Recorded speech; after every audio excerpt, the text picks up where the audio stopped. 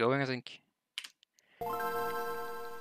So this is with intro, because, well, obviously, it's from Power On, and it's a new game. So we're using Japanese because we're skipping a bunch of text and stuff. It's just much faster, and not that it really like matters in terms of like speedrun setting, because everything else is mostly the same in between the two versions. It's just like, I don't know, less effort to go through Japanese text boxes.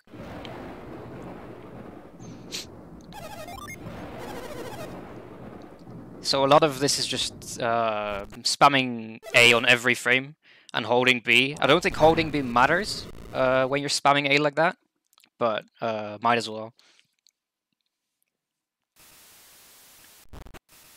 So we're just going to go through this little prologue, and the first thing we're going to do is just like regular runs, really. Just going to follow RTA route, and change our settings right away so we can get faster text boxes. Because down those text boxes are slow. We're just a bit faster, you see. Quick stairs, menu takes like 3 frames.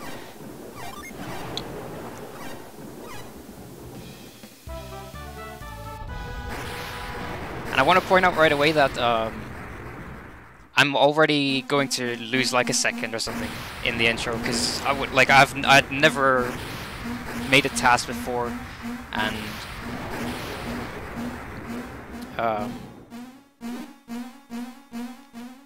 what was I gonna say? So yeah, I've never made a task before, so I was pretty like somewhat inaccurate when I started out. So for example, I have like halfway down the stairs, it turns into slow stairs there, which is kind of awkward. This is actually like intended to start from there, even though it like moves me over slightly, because I get the proper GRN to have a 0-0-0-0 on every fight, so I can just run away from everything.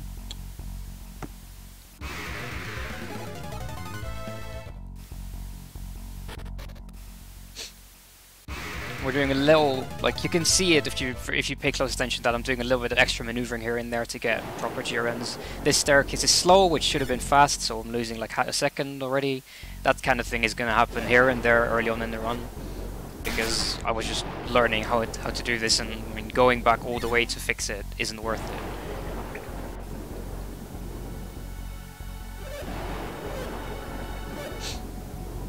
it. Like, overall, I think execution-wise, there's probably about 15 to 20 seconds you could just save without changing the route. You could save roughly something like that.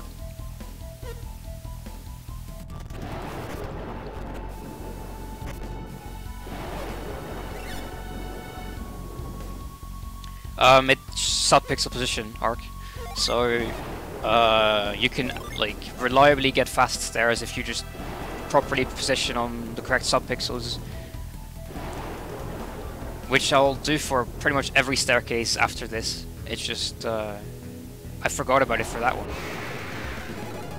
For a human it's luck, yeah, for a human it's definitely luck. There is for some staircases there are just like setups that work, and you will just get fast stairs, and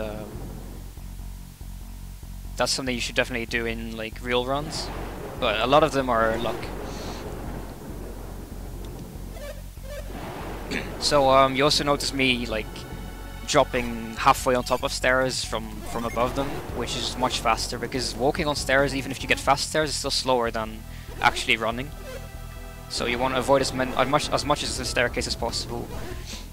So instead of like walking the whole staircase, we try to like get one extra tile, but sometimes like there it doesn't really work out.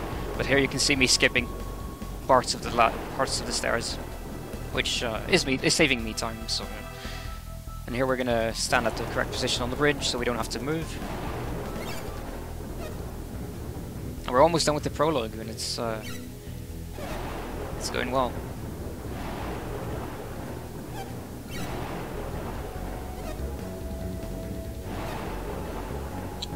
Oh, the stair dropping is really easy to do with RT as well. It's just if you mess up, you're gonna get stuck, and then you have to like do extra movement. So it's more like if you know how to do the movement leading up to the staircase, then you can do that pretty easily. It's just that for a TAS, they can do it for every staircase, but even the ones where there's no setup for it, you can still do it.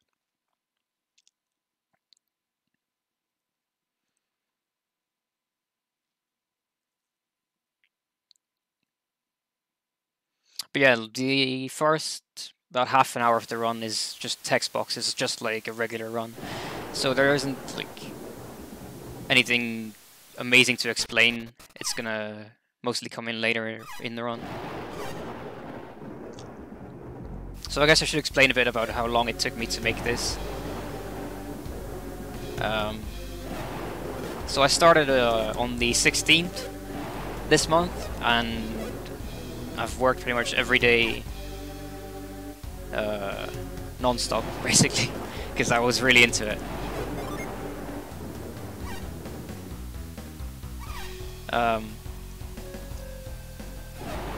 And even then, I still needed a lot of rewrites and going back and fixing things, and a couple times. And this is the fastest way to die, by the way. That's like we get a 0 AC on every encounter, and then we get blasted, which is great.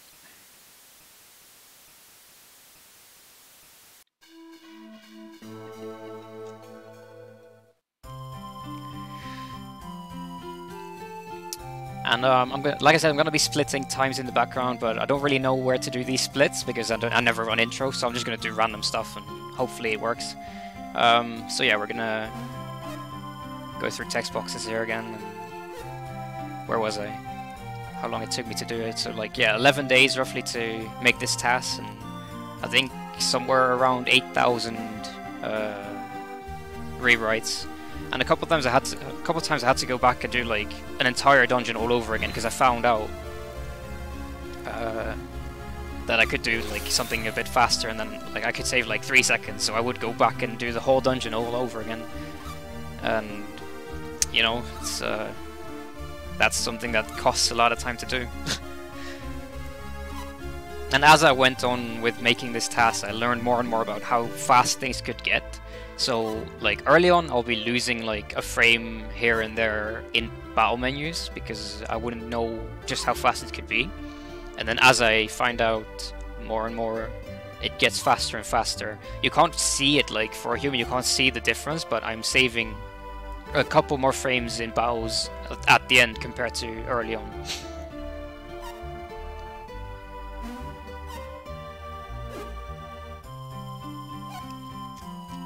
Hey Ryukas, welcome. This is the best part.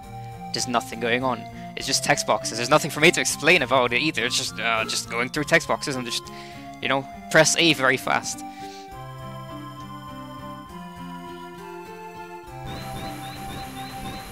So yeah.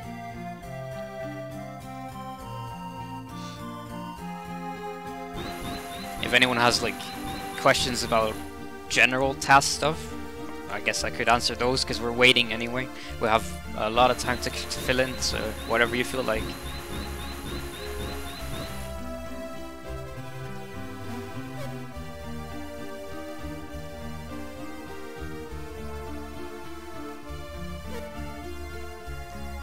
Oh yeah, RTA can keep up with the task early on, definitely. It's just, like, it's really hard, so to say. Like, you have to be really like into it and really mash that stuff. On just the intro, probably like 2 or 3 seconds.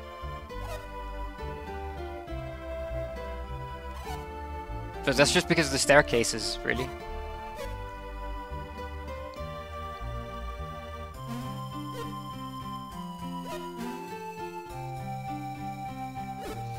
Like the one big staircase that I had, which was slow, and then the little one where halfway through the staircase it turned into a slow one as well.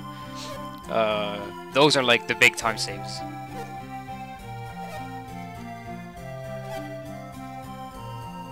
Oh, this, yeah, I think this could still be a little bit faster anyway.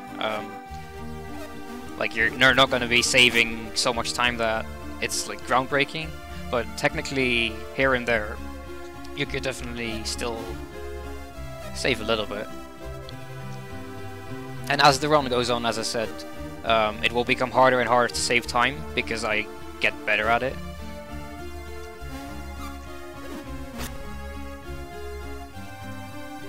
Yeah, exactly. So the rain that you see in the prologue thing consistently changes to your run and makes it impossible to get consistent encounter run luck for a human.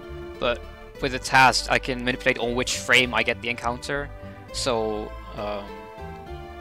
that lets me guarantee 0 AC on every encounter in the prologue. Which incidentally gives me a really fast Saturos and minority fight as well, because they just minority just casts blast, and that's pretty good.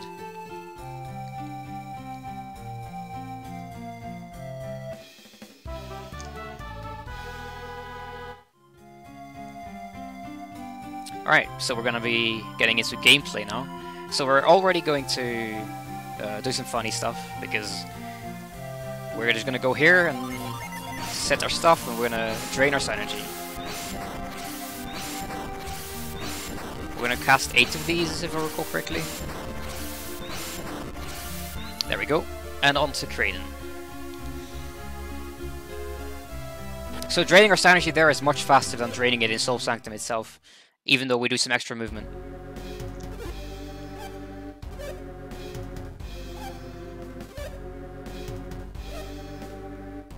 So there's actually some time save, like not in my run now, but like in general you can save time by entering cutscenes at the proper pixels.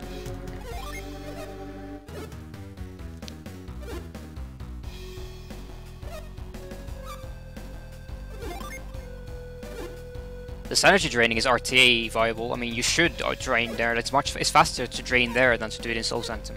So you should definitely do that in your own runs. There's a couple of things like that throughout the run, which I think RTA should do. So up here is an example of what I mean with like entering cutscenes on the right pixel. I'm gonna approach Kraken in such a way that I'm gonna land as close to as possible at the marker where he's gonna put me. So you can see me. You can barely see it. If you paid really close attention, you could see Isaac being pushed back by 1 pixel. That's because the pixel on which you can talk to Kraken is one further than the one where Isaac gets put when you talk to him. So you always get put back 1 pixel. And then it's just a matter of being aligned with that particular pixel, so you don't have to move diagonally either.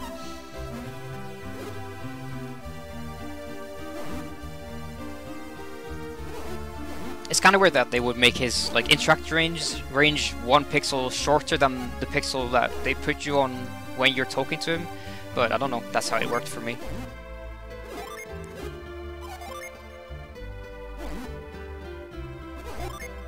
But 1 pixel is effectively nothing, because the game will put you on that 1 pixel so quickly that you're losing effectively no time. You're talking like a couple frames at best. And there are cutscenes where you can do even better. You can stand on the exact pixel that you need, and then you're saving the frames, obviously. So I've tried to do that as many times as I can in this run later on. Alright, so we're kind of going to come up on this angry guy. And we can get pretty close there, you can see, taunting him with the little taps. And then we can just run up straight through.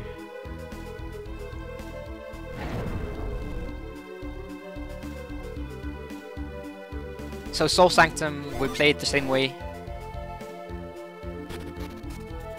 We're gonna jump diagonally though, because diagonal jumps save time.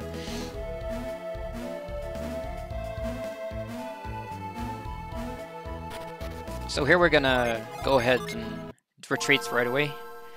First retreat out of the game. This is why it's faster, because normally you would have to just stand there and spam move, which is really slow, instead of cancelling moves on the log. So we're just gonna do a nice out of bounds movement. We're just gonna hold up, and it's just gonna take a few seconds. And there we go. And then we're all the way at the end of the dungeon. Which we do in RTA as well. So. Now the way we're going to push the statues, that's something RTA does not do. Because it's too hard to do that.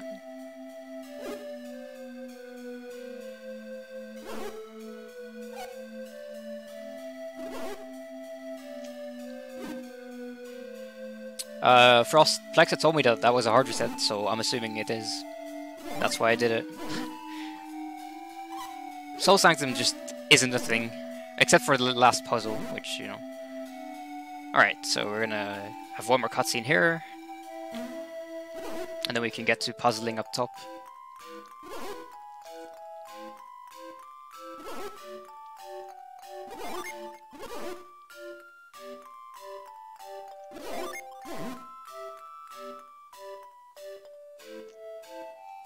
But also the hard reset works out nicely for me anyway, so even if it wasn't a hard reset, I would still be happy hard resetting there. But yeah, we're walking in our memory data, so we kind of need a clean memory, so hard reset's needed. That's what I gather from it at least. So these statues are really annoying when you play this game, which you might know. But the TAS doesn't really care, and just pushes them from the side and diagonally, and just gives no freaking... gives zero fucks, basically.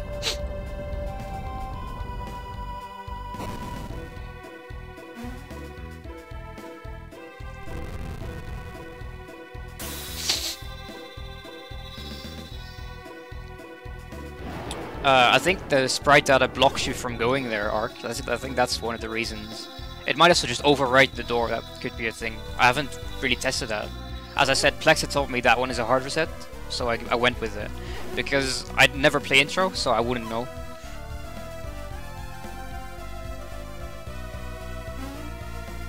It has to do with how much sprite data you've loaded into RAM from doing the prologue and everything.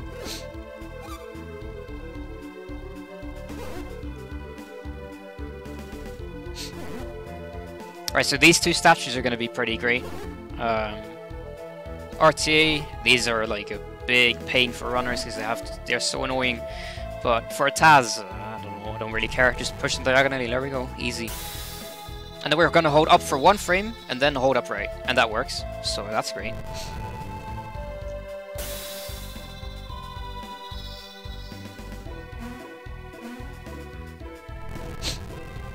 Just push them diagonally. Saves a bunch of frames instead of going all the way around. Alright, so we've solved the puzzle here, about to enter interior. And interior is a bit neat as well for a task, because we do a bunch of diagonal jumps and it's pretty cool.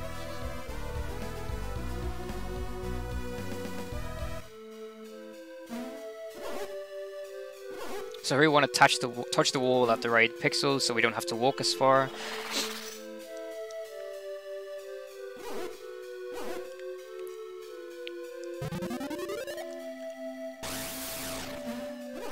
Oh yeah, I totally buy that. That no SNQ out of bounds kind of suck because of the RAM data.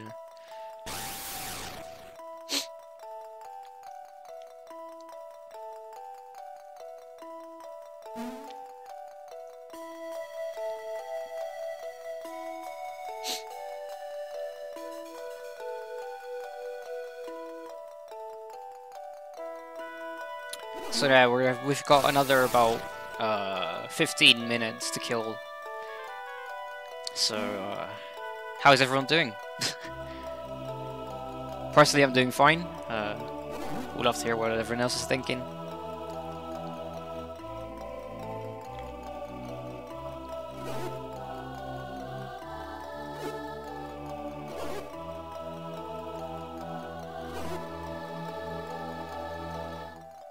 Sad that Isaac isn't in Smash. Well, maybe one day. Smash 6. Let's go.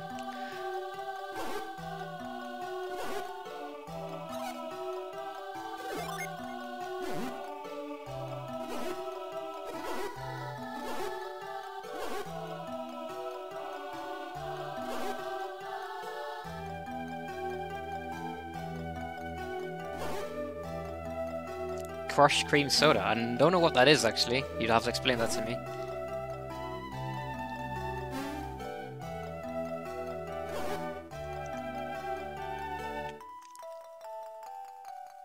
Oh yeah, the Saturos fight. That Saturos fight is one of the coolest thing in this game. As a speedrun, the Saturos fight is probably one of the best moments.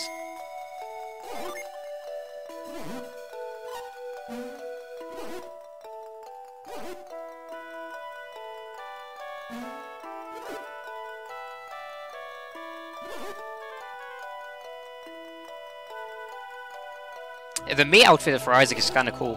And you can make a me that's like elemental kind of, so you can kind of play Isaac, but it's not really the same, is it? But it's okay. His assist trophy is pretty cool as well. I really like it. They really went all out on that one.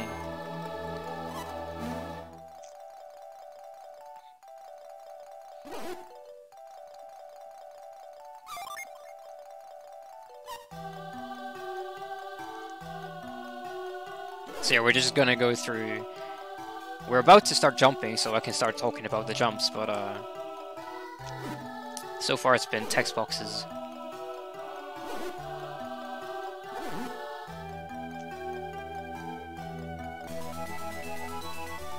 Alright, there we go. So we're gonna jump diagonally as much as possible, because jumping diagonally saves a few frames every time you do it. There we go. And there's another one. Just like that. It's pretty easy. And then we just spam A. Don't have to move at all for that one.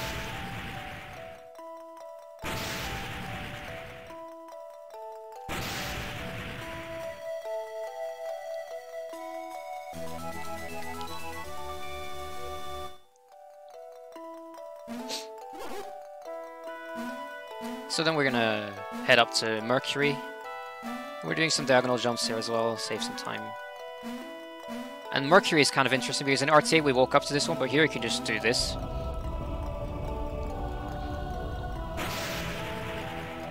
So we go up diagonally and then you hold up for one frame and then you can interact with Mercury.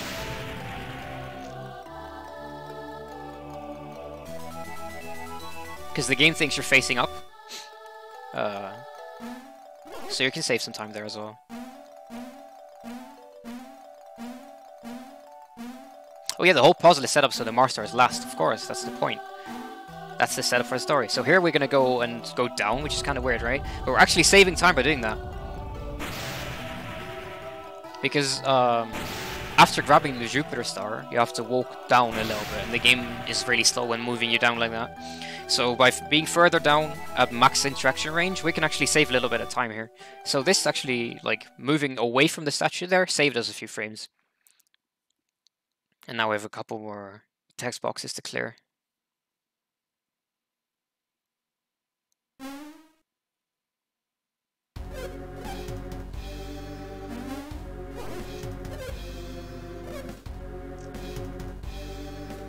Oh yeah, a lot of the puzzles in this game just feel like they belong there. That's definitely true, Ryukas. I agree with you. There's a couple that don't really feel like that, but it's okay. Like, it's hard to make a puzzle-based game where it feels like every puzzle is meant to be there, so it's fine.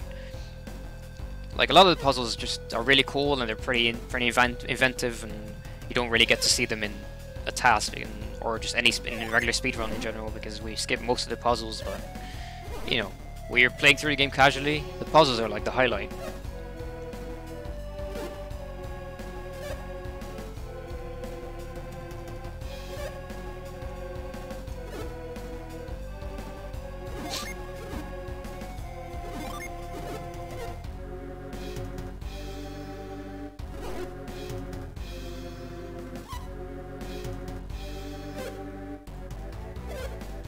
But in terms of puzzles, I feel like the Lost Stage is much better, even still.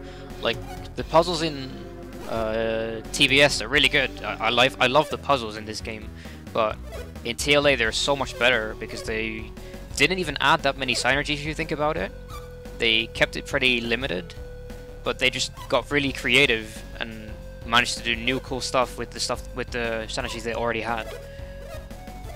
So if you're a fan of the puzzles, then TLA might be your thing.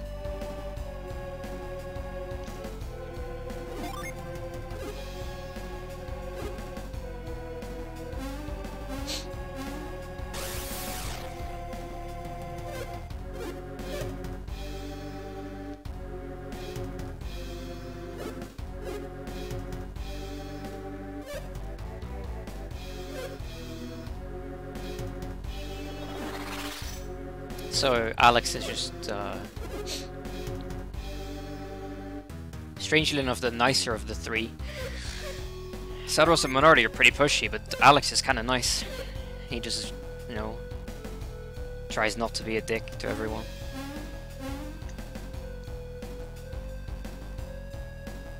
So we're gonna do some more diagonal jumping here, save some more frames. You're just trying to get to Mars as fast as possible, basically. And grabbing the Mars star is pretty straightforward, we just run up and get it.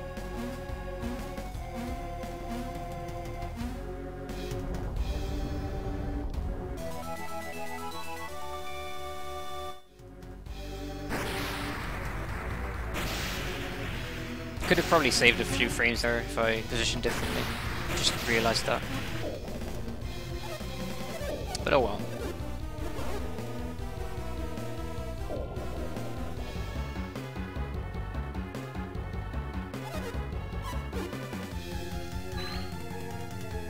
So yeah, in the Japanese version of the game, these text boxes clear so fast sometimes that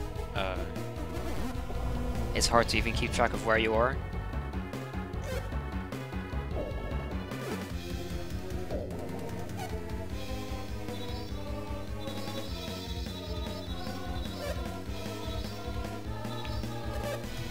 So yeah, we have about 10 more minutes of cutscenes.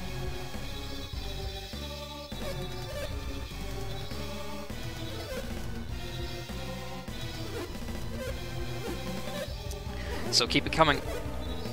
Love to read your thoughts.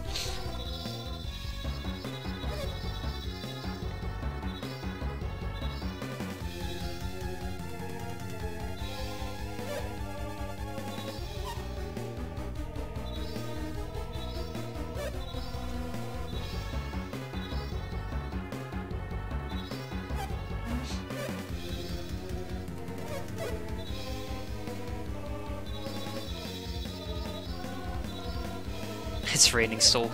I don't think that's salt anyway, I'm sorry.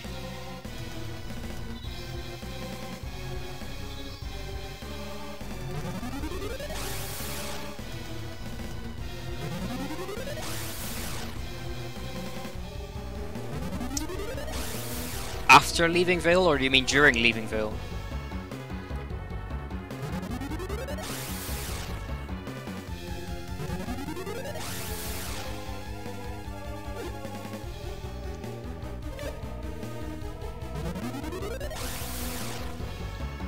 Because I'm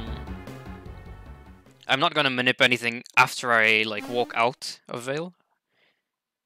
But no, you'll see, Ark, you'll see. It's pretty close actually. It's like 1.5 minutes away. It's pretty nifty the way I found out how to do this, because I was trying for a while to get a good seed to get to vote without an encounter, and it wasn't working with me. And then I had this realization that I could just manipulate, because the GRN isn't consistent in here to a human, but to a computer it's consistent. You can do whatever you want. So the way I'm going to be leaving Soul Sanctum is going to be with some trickery and making sure I have the correct GRN after all the cutscenes in Vale after that, to make sure I don't get an encounter.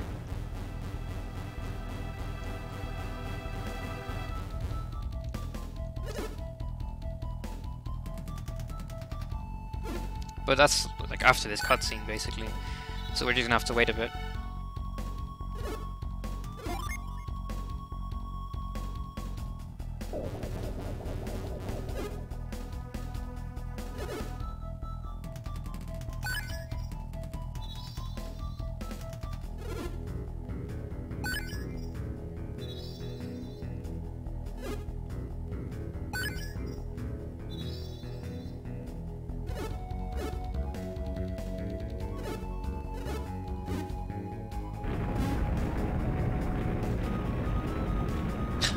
Yeah, that's how they got behind the statue and then just jumped off of it in ninjas.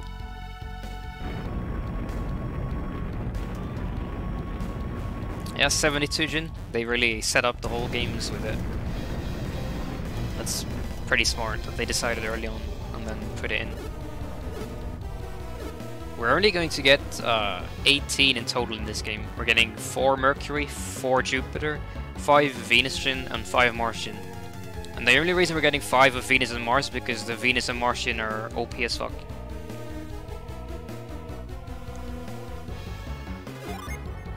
Right, so here, my Jiren, like, for a human it would start going crazy, but for me it's fine. So I can just leave on the correct frame and get out. So here, the Jiren changes every frame, and I'm gonna be walking out, because my Jiren is gonna be just fine now. And that's how you manipulate no encounters to vault. Yeah, ground and flash are the ones that are busted. You want 4 of each Jin before Kraken, because then you can kill Kraken really fast. But after that, you don't really need any more Jin. But ground and flash are so strong that we get them anyway.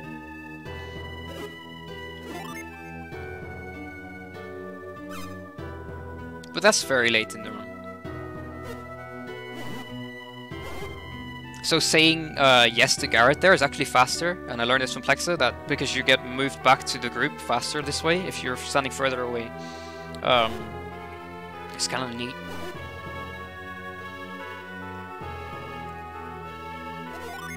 But yeah, with the walking out of Soul Sanctum rather than running, I set up my Jiren for leaving Vale and entering Vault without an encounter. And from there, we're not going to hard reset in a long time. Hard resets are not necessary.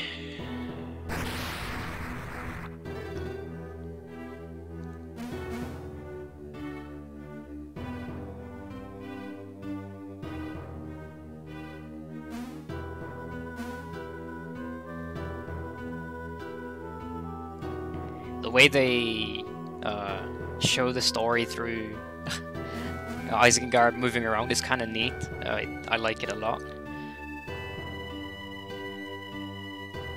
How many Cs did I test for that? I mean, you start from the fastest one and then you just remove 1 frame and then until you get it. And I think it took me like 15 tries to get it.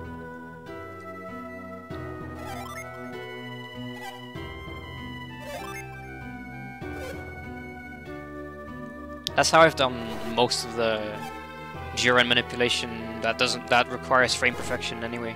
Start from the fastest one and then just keep removing a frame until you get what you want. We're going to be seeing a lot of that throughout the run. Because attack cancels are evil and we try not to have them. So the way we can avoid them is by using our summon Jirens, which is always nice. I'll get into that more once we get to the summons that allow for that, because right now it's kind of far away as well.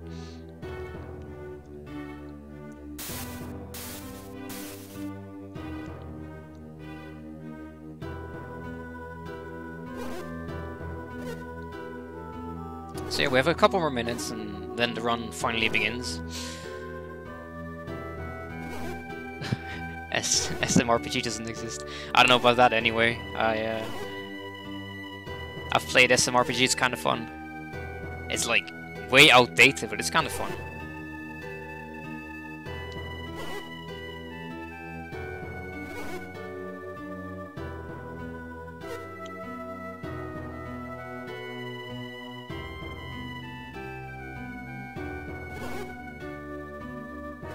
Oh yeah, another random change in this game is all these like sweat drop emotes. Those are sad faces in the English version of the game, and that's consistent throughout the game. In JP, instead of sad faces, you get sweat drops, and it's kind of weird.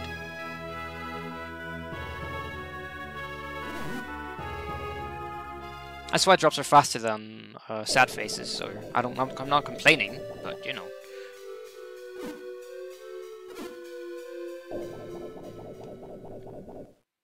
There are some frown emotes, but they're reserved for when people are actually sad.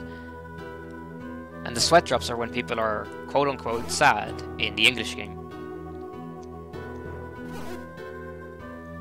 Except for like some spots in the English game you'll have sweat drops as well, obviously. So it's not like every sweat drop is a sad face, but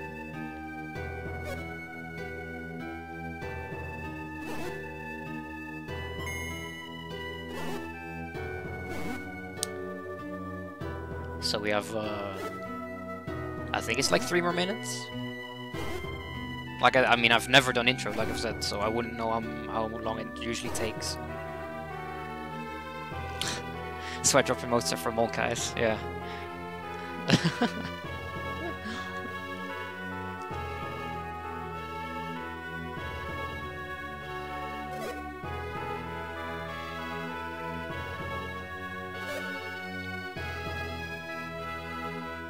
Yeah, that's what I figured, Ark, that it's just a cultural thing that they localized it that way.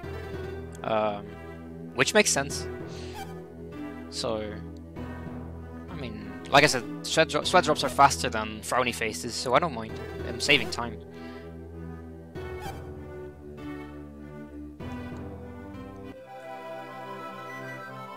Alright, one more cutscene before we can have 2 more cutscenes. Are you excited?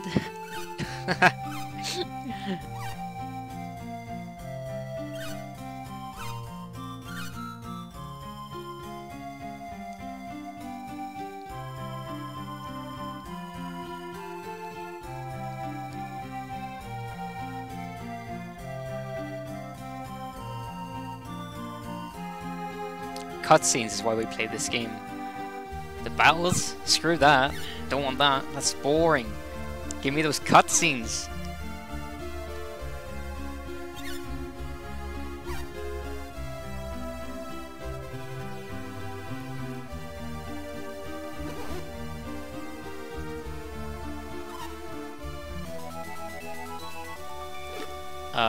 Yeah, Rukas, TLA puts you into the game faster because it assumes that you already know like what's going on. But also TLA is like 2 hours longer than TBS, so pick your poison.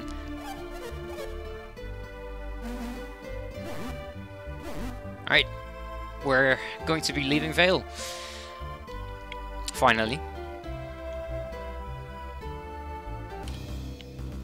Alright.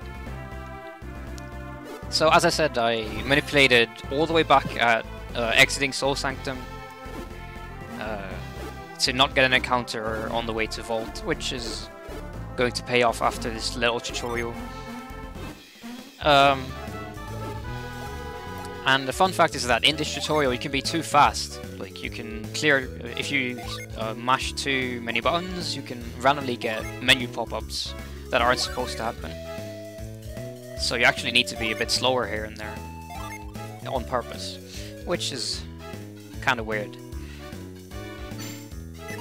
Oh yeah, Flint has to, like, holler at you, that's what's going on. He's miles away.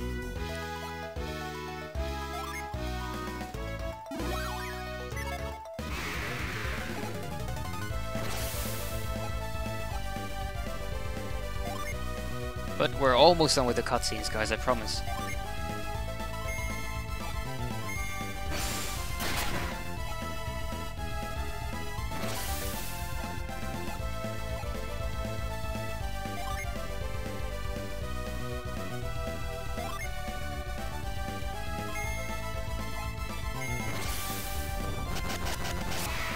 Yeah, dude, solo is where it's at.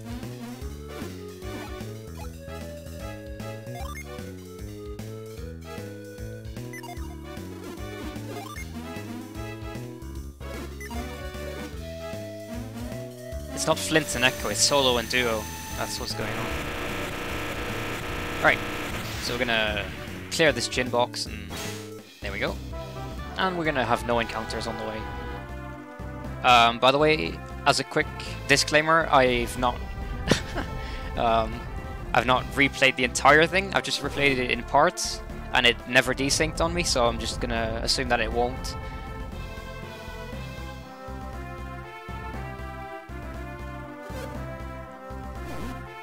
Why did Flint move further away? That's just how he's programmed. He's supposed to, because you're supposed to talk to him from, like, standing right next to him, and then he jumps a couple steps away and then onto you. So yeah, that's why. That's just how it's animated. So we have this cutscene, and then we have Ivan cutscene. Then we have some gameplay, and And then we have one more cutscene, and then the game actually begins.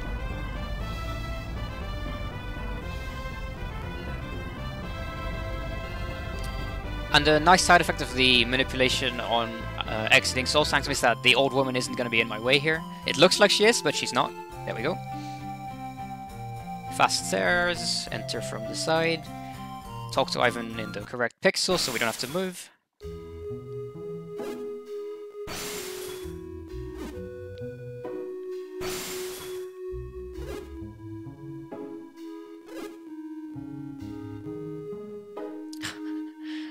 Lord Hammond purchase that, what shall we do?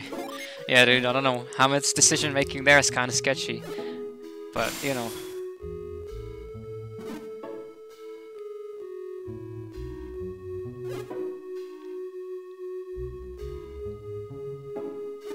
Sweat drops all over the place. So I always thought that I was just slow here, but that text box, the wobbly text in the mind read thing, is actually just hell to clear, and it takes forever. Even for a TAS, it's really stupid.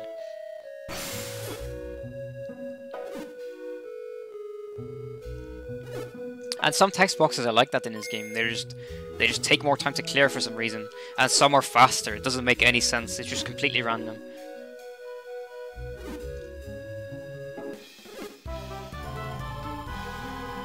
So we're gonna do a quick stair here and jump off like that. Enter the inn. We're going to grab the mint, even though we don't really need it. But we can manipulate our bandit puzzle, so we're not really losing time here. And just in general, our G run is going to be great.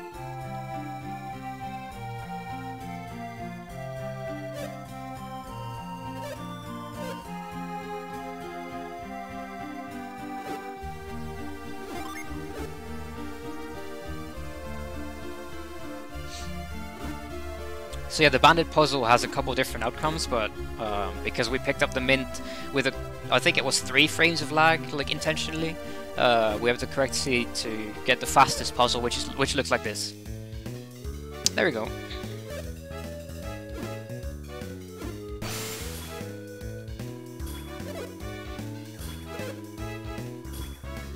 And also the mint comes into play way later in the run when we need more agility.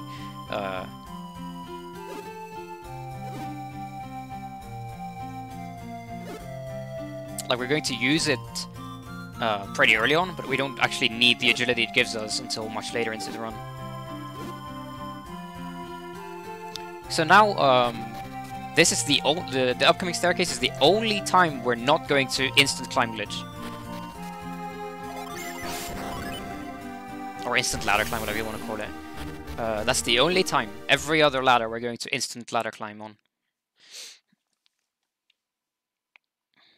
And the reason is that the way that particular ladder works is that you walk into it for like a full block, so to speak, and then you jump up. So you're already pretty much at the top when you get on the ladder. So there's no point going back down to get up instantly. So instead you just go up. But going down on that ladder is faster, and every other ladder in the game is going to be faster to instant ladder climb on.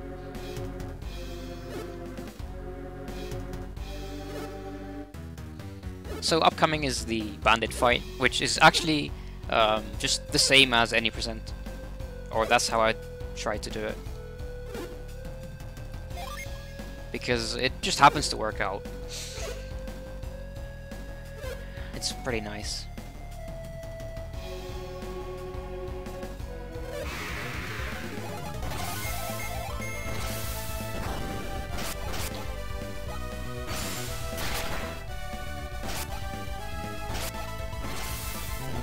So we're just, like I said, we're just following the 100% tactic where we manipulate what they're doing and, you know, we have fun doing it.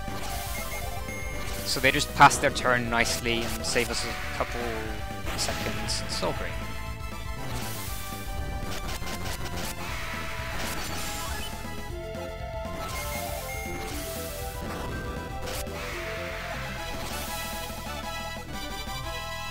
Right.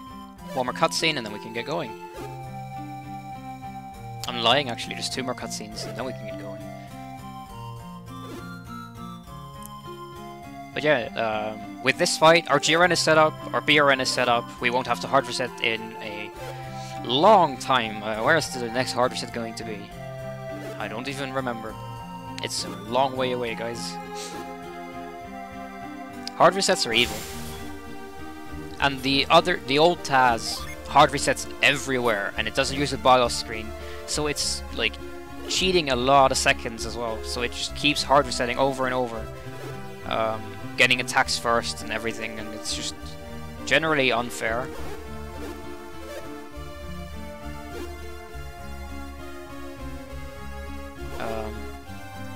But even so, his resets are so frequent that it's really slow. Out of bounds in Mercury? Nope, we're not hard resetting there. Not that I remember.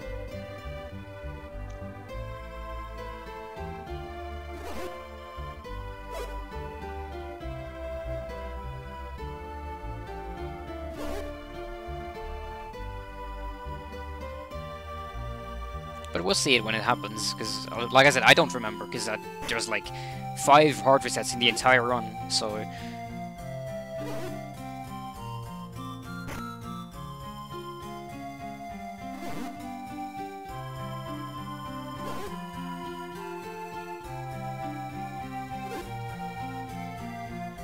Because there's a couple that are required, because you reset, and I think I do 1 hard reset that isn't required. And I just do it because it happens to be faster. So yeah.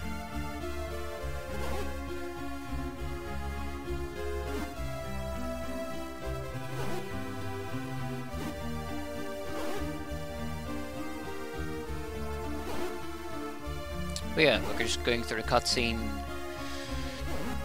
And, you know, it takes its time. Even for a task, these cutscenes take a while.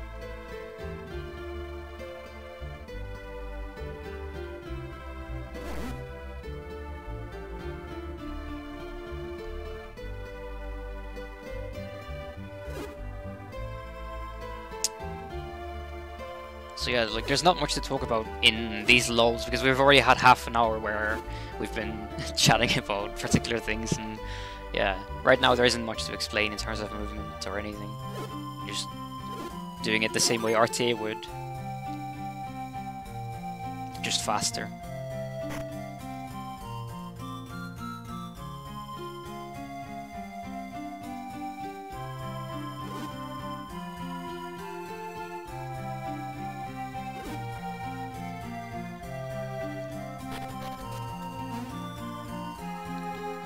Right, so we're gonna instant ladder climb off there and just head out. And here is a moment of shame where I do an actual attack cancel. How about that? Losing frames. Only a couple, but losing frames. So for those who don't know, attack cancelling is how RTA does things to run away from encounters, but for a TAS it's much faster to defense cancel. So I'll be doing that from now on. I just didn't like realize when I was doing it there, and then I found out like much later when I was watching it back. Instant ladder climbs on all of these ladders, by the way. But yeah, when I was watching it back later on, I was like, man, I did an actual attack cancel, but I don't really want to go back like an hour to fix it and have to redo everything. So I just ended up leaving it in. I was like, whatever. I lose like 4 frames. Screw it. I don't care.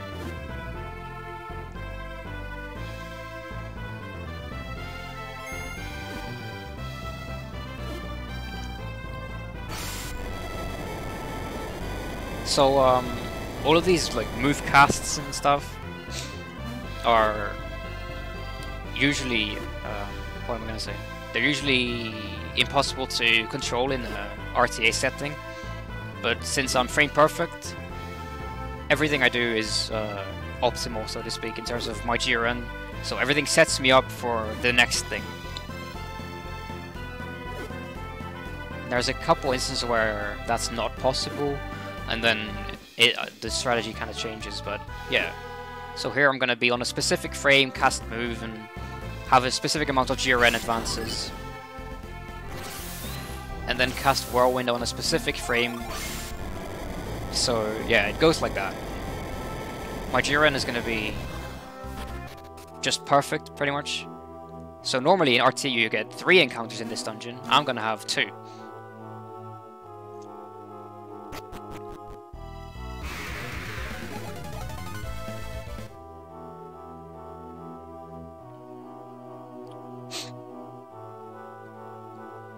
So here we're going to drain some synergy, which is the great way to do it. And the extra movement I'm going to be doing here doesn't really matter, because I need to get the encounter in this room anyway. So I'm doing some extra movement here, but it's just to get the encounter. There we go. Retreat warp.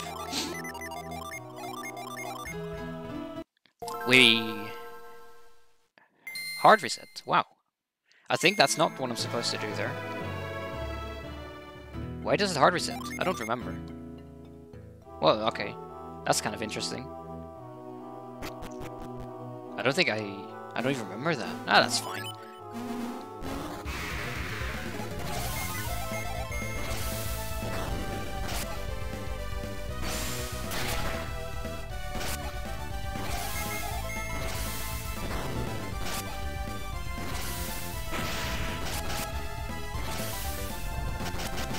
Well, there's some time save there, guys. How about that? I didn't even know that. Like, I didn't even know that it was a hard reset there. That's cool. Okay. But it turns out that it's like it works really nicely, so I imagine it's pretty good. But I don't know. Soft reset probably faster, so load up your TASs, guys, and improve the route. Kappa.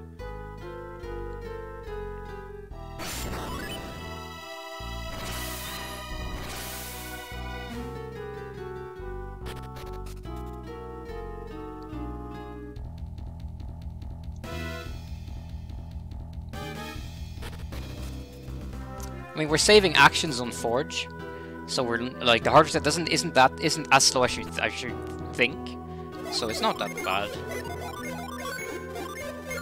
We're gonna get the broadsword here, just casual. Gonna grab Gust, quick stairs there. So yeah, the reason we're gonna get the broadsword and nothing else is, well, we're frame perfect and our GRN is always gonna be perfect. So enemies will never attack when they can kill us, so we don't really need extra defense.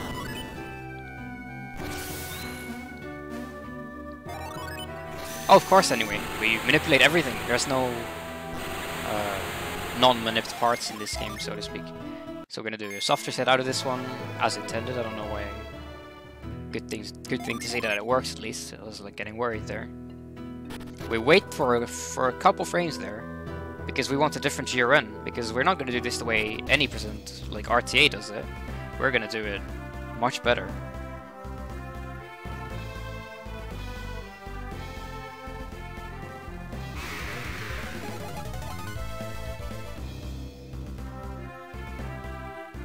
I timed it, Arc, and it was slower. Doing the double infinite time glitch is slower than just running around. So we're not going to get the Elven Blade, because we don't care. We just don't need it. We don't need the extra damage.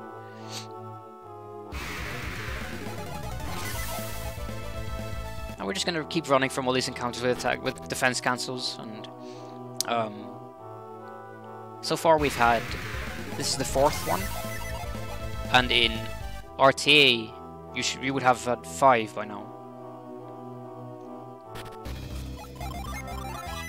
So there's the mint, comes into play, skips an encounter. So even though we do a menu there, we're saving time, because normally you would get 2 encounters, but now we only get 1. And we head into Mill. We're gonna grab the lucky medal. There we go. And another time save here. I'm saying no. We should be saying yes, but it's a couple frames. Gonna do the snowman glitch here. Gonna cast move, cancel the move. The game thinks we moved the snowman down, but we didn't. But yeah, and Isaac is loves ballet. By the way, do you see this? He's really into it.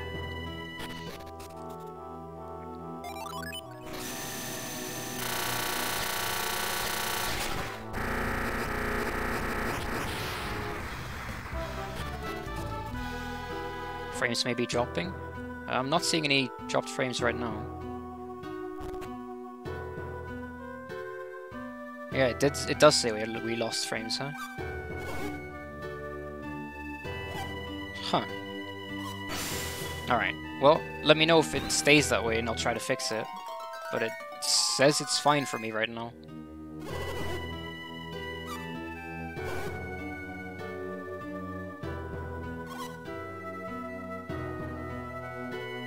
So yeah, Mia cutscene. Just getting through it as fast as possible.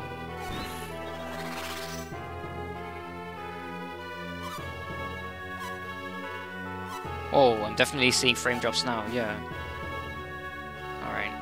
I'll keep an eye on it, but it doesn't seem like it's like constant frame. Whoa, okay. Why is it suddenly like starting to drop some frames here and there? I don't understand why. Alright. Let's hope it fixes itself, because I can't really change it right now.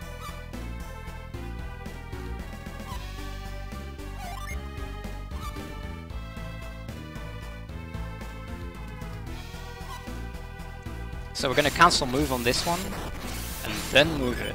And the way we're cancelling those moves is actually different. The first one we're waiting 2 frames before we cancel it, and the second one we're waiting 3 frames. And that sets us our GRN for the Lizard Man.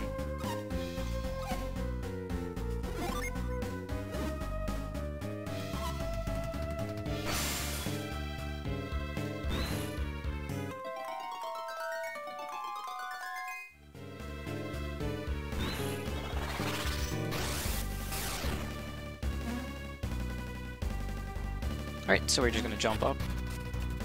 So yeah, Lizard Man. We want to drain more synergy because we want to do Retreat Warp right after. So we're gonna cast Quake with Isaac.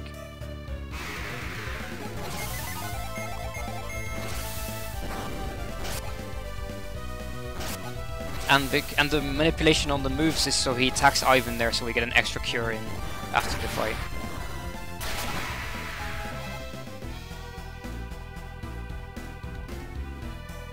So we're gonna cure everyone. There we go. 5. Retreat. You can't even freaking follow that, can you? But yeah, soft reset for obvious reasons. Now we're gonna do the out of bounds. Just hold up right if you don't know. Double save because we need a better GRN. We're too low level right now, and otherwise we'll get an encounter before Sleet, which is something we don't want. So double save lets us get to Sleet without getting an encounter. Do a quick menu, set up our Jin for Saturos already. And the way we're going to kill Sleet also sets up for Saturos. The way I found this was actually just purely by accident. I just went like, screw it, I'll just try whatever, and it just worked. I don't know.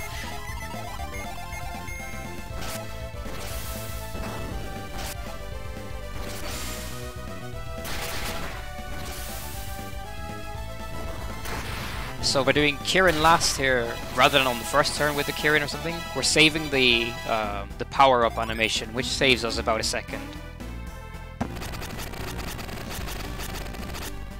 We're going to retreat out. Our synergy is perfectly lined up for this.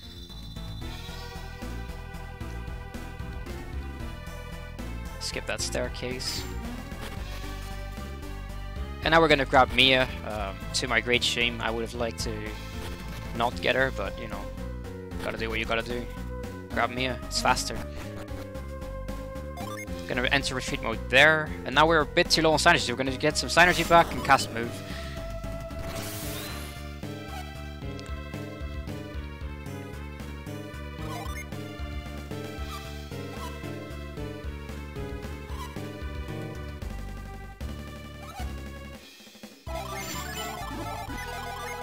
Quick menu. We're gonna use our herbs here rather than using cure, because we don't need the herbs anyway. It's whatever.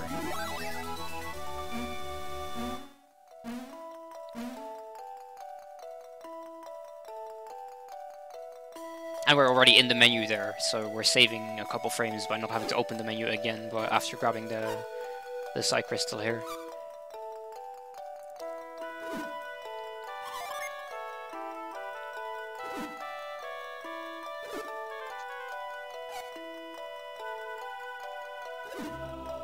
So,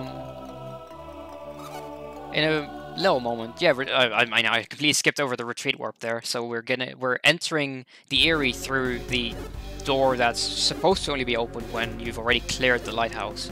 So it's confused. And the game thinks like, what the hell? What are you doing, mate?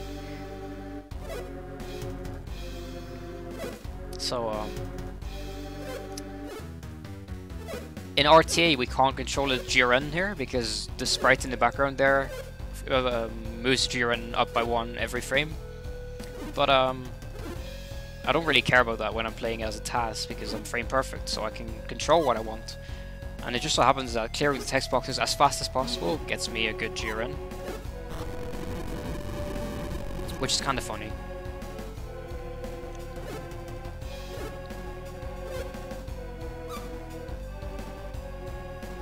And these text boxes look different in JP than in English as well.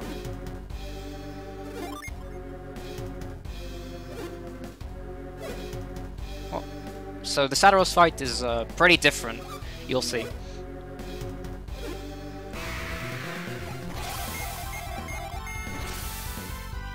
So we're still going to cast an raid, but we're also going to be spamming Kirin, which is something RTA doesn't do. And it doesn't do that because Ivan would usually die if you try, but because we're a TAS, so I don't really care. Because Saturos is never going to hit me when I'm going to die. He's going to be really nice, you'll see.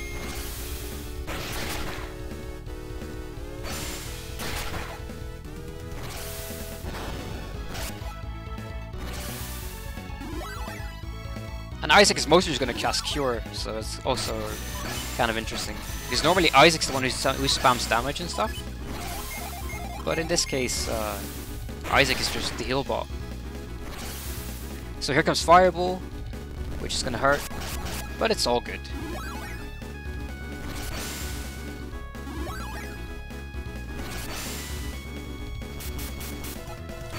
So basically our Mercury Gin come off cooldown and we instantly use them, and then we can cast an raid again.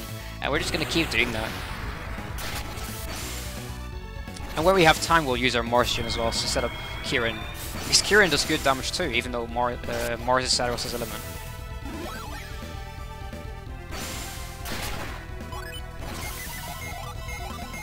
So we did I think it's 2 attack cancels there, and it's needed to not die here to the Fireball. And then, as mentioned, Kirin comes up and does some decent damage here, 100, it's okay. And our Mercury Gin are back up, so we're going to use them right away. And as I said, like, I'm never going to die. This is all good.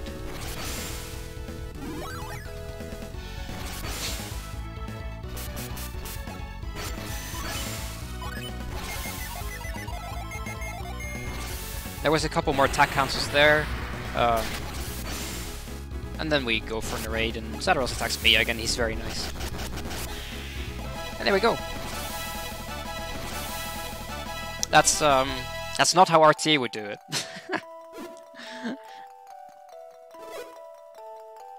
And he dies faster than RTA as well.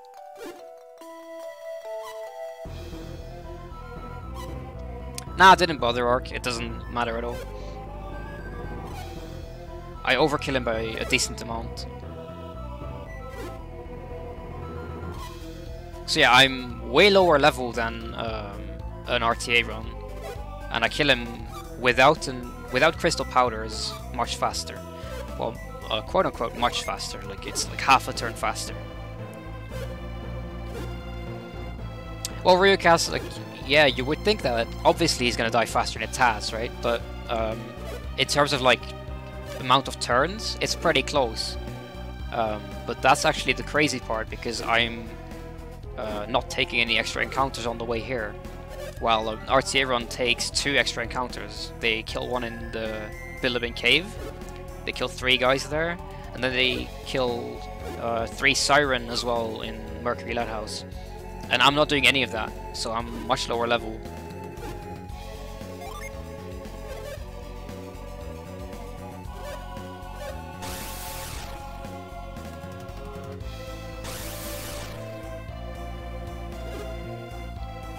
So, we're about to end this cutscene, so to speak. Well, it's still a little bit, but still. And then we're gonna head on down, and there's an interesting trick coming up. Yeah, I mentioned that, Frost. There's no crystal powder being used here, which is a big deal. Because the crystal powder is part of the reason why RTA can kill him before eruption. But because I'm a TAS, I don't have to worry about like potentially dying to shitty RNG, so I can just play really aggressive and just attack when it looks like I'm gonna die for sure, and be fine with that.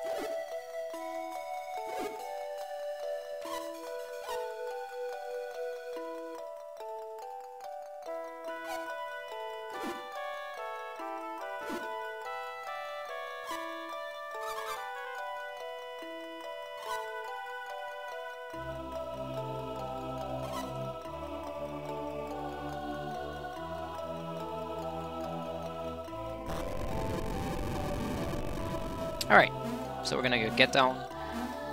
These jumps are actually kind of accurate, because if you jump from the wrong pixel, you'll have to do like extra movement on the platforms, but by jumping here, you can skip the extra movement and jump right away, which is a bit faster. So here we're gonna do another instant ladder climb, because this ladder is pretty lengthy and we don't like that, so we're just gonna jump down and do a menu while we're falling so we save some time. If I recall correctly. Oh no, that's somewhere else. That makes sense. There's no menu there. We're gonna grab the Mermy's water from the side there. And we're gonna manipulate our GRN by water, like going back and forth a little bit there.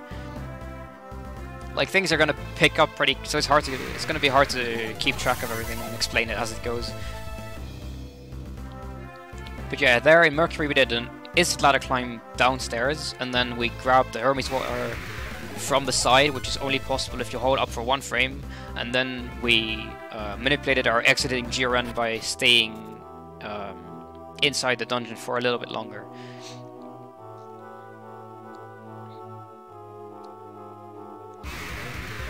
So now we're just gonna run away from encounters again, and we are going to use Avoid. It's still faster to use Avoid than to take the encounters. And I've tried for a long time here to make this a 1 encounter Billabong Cave, but it just wouldn't work. So I ended up giving up and just going with 2 encounters. So here we're gonna swap our Jin to enable Avoid, which will let us skip 2 or 3 encounters, depends a bit.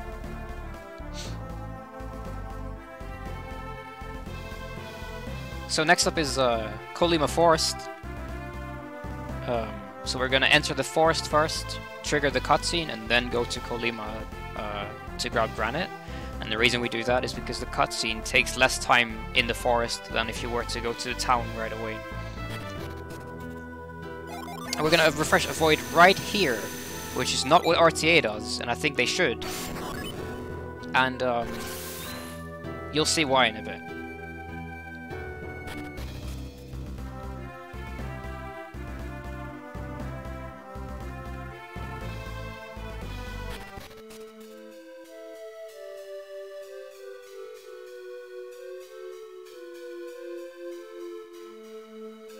So now we just have a cutscene again. It's gonna take about 2 minutes, I think it is, this one. It's not that bad.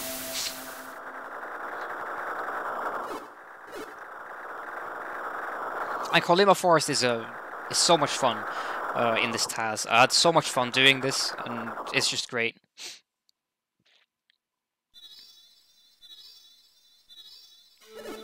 I didn't save the tree girls, rip.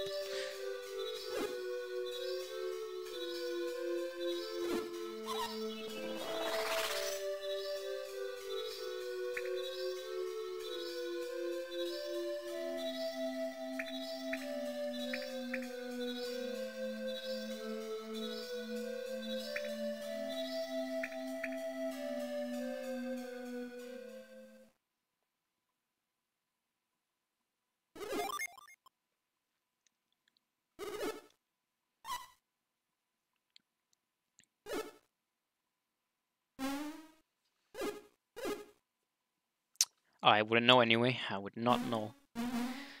Alright, so yeah, we're just mashing through a cutscene, and there's not much to talk about. Coming up, as mentioned, is Colima Forest itself, but first we're going to go back and grab granite. And the way we set up our void is so it runs out at the perfect moment, and you'll see what I mean with that in a bit.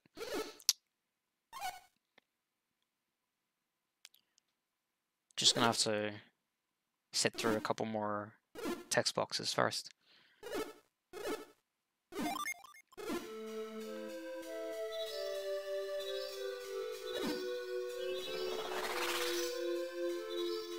And these bubbles don't look this way on an actual GBA, it's just an emulator glitch. Has to do with the frame rate if I'm correct, not quite sure. It doesn't affect anything, it just looks weird.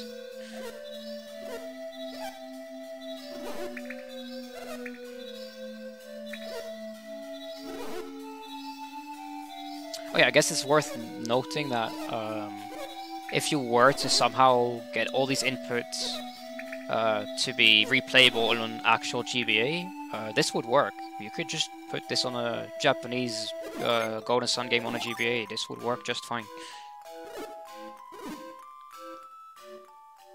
So now we have had the cutscene, we're gonna go back to Colima and grab granite, because granite is pretty strong.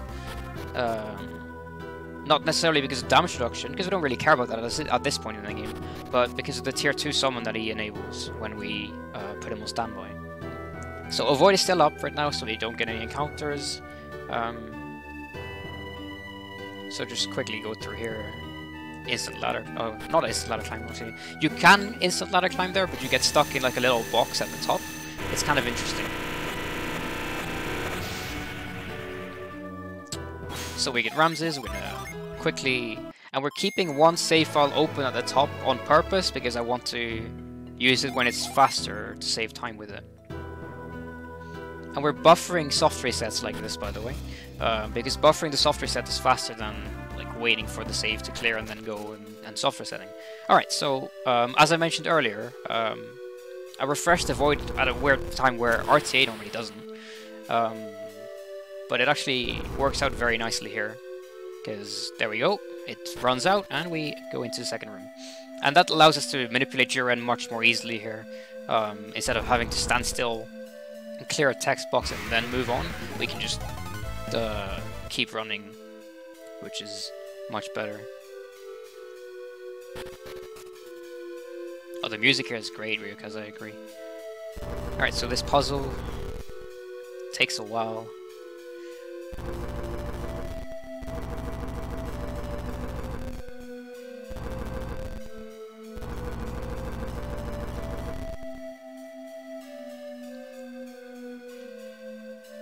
And worth noting that in puzzle sections, the encounter rate doesn't go up, so you can never get encounters in this particular spot. And from here on out, you can get encounters again. So right now we've gotten one encounter in the forest. This will be our second, and that will be it. We're not going to get any more, which is pretty great. That's optimal. 2 encounters is optimal, as far as I know. Gonna interact with this switch from as far away as possible, which is something you would never be able to do in RTA. That switch does not work. I tried to get fast stairs there, it didn't work. I think I get fast stairs on the way back. Yeah. So we're gonna click the switch again.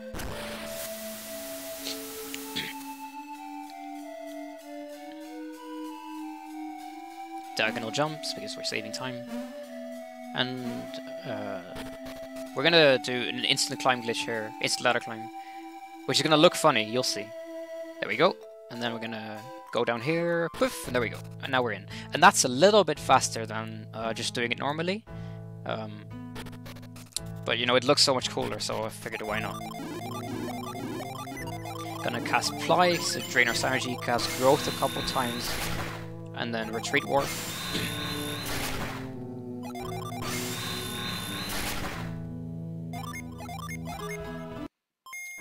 And that's where I used the quick save on the empty slot. When you're saving on an empty slot, it takes less time. So you can buffer soft resets faster and stuff, and it's pretty neat. So that's what I did there. We're doing a quick out of bounds that is faster than the regular one you do in RTA. Get one encounter there. Or spamming growth is faster than spamming move. Yes, it's much faster. So we're gonna fight Breeze here.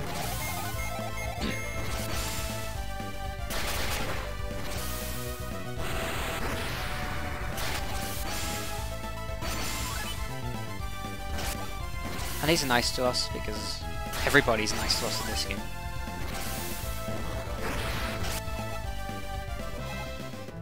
Growth is the timings are on Ark's document. We can maybe link it to. I timed these out. And growth is only a little bit slower than casting move, but it costs twice as much, so you're saving time. And this is a forced hard reset because we need to walk around in the memory. As in, like, the RAM data of the game.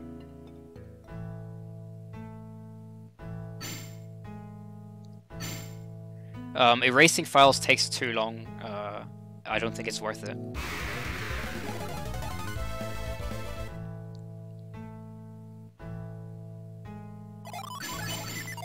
So normally RTA waits until they get the visual cue of the spike, like, hurt animation, where you take damage. But I don't care about that because I can see where I am in the memory, so I don't have to do that. So instead I do an optimal route where I let Tread hit me instead, so I take the damage anyway. Because we need to take the damage. That's one of the reasons as well why RTA takes that extra hit. But because I can manipulate my GRN, I can make Tread hit everyone, so everybody's hurt, and then I can use that to drain synergy later on.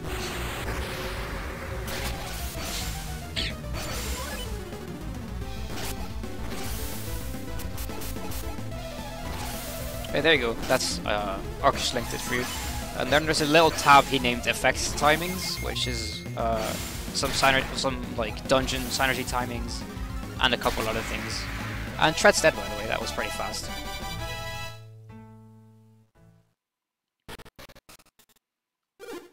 Hey, Mr. Titas, how much faster is Moon version? I'm not sure what you're talking about. Can you explain that?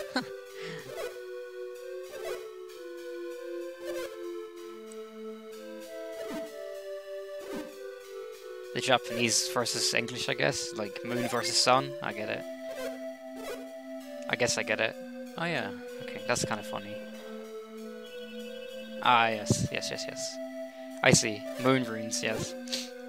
It's much faster, you'll see.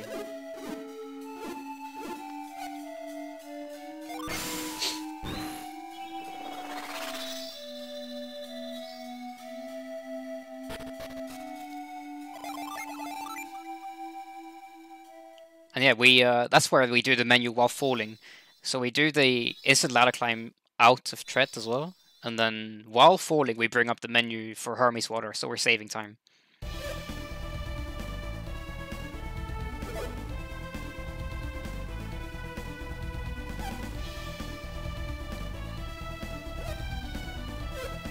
Man, I need a sip for my drink, because that's...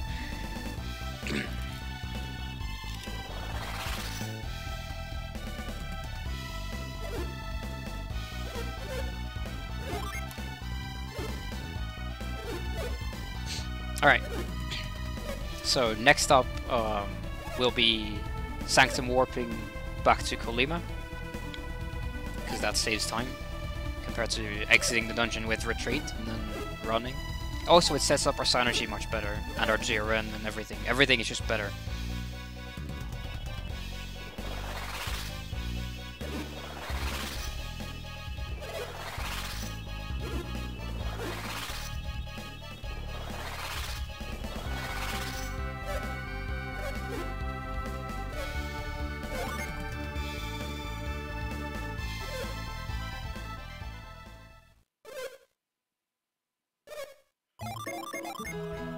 So we're gonna save, buff for the soft reset, Sanctum warp back to Colima, exit on a specific frame, get a 4AC zombie, which is strangely enough like most of the siege you get when leaving that town, or a 4AC zombie. It's kind of weird.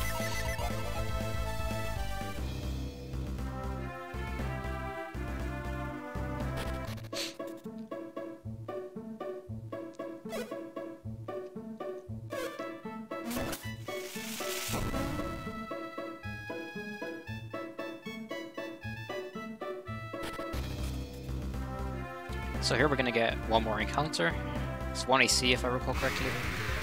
And I tried for a while here to, like, from exiting Colima to here to get like a better seed, but I just couldn't get it to work. Oh yeah, that drawbridge is light, dude. Fast stairs here, I managed to get it to work from now on out. So Mind Reef real far away. Real far away. Reminder that you don't have to walk up to him.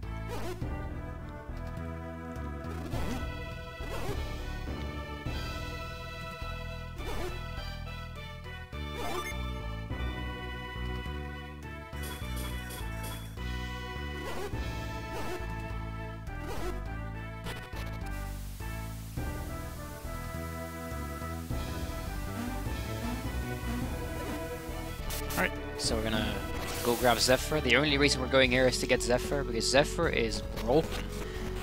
And we need him for our Jupiter setup anyway. So we're doing some diagonal jumps here to save a bit of time.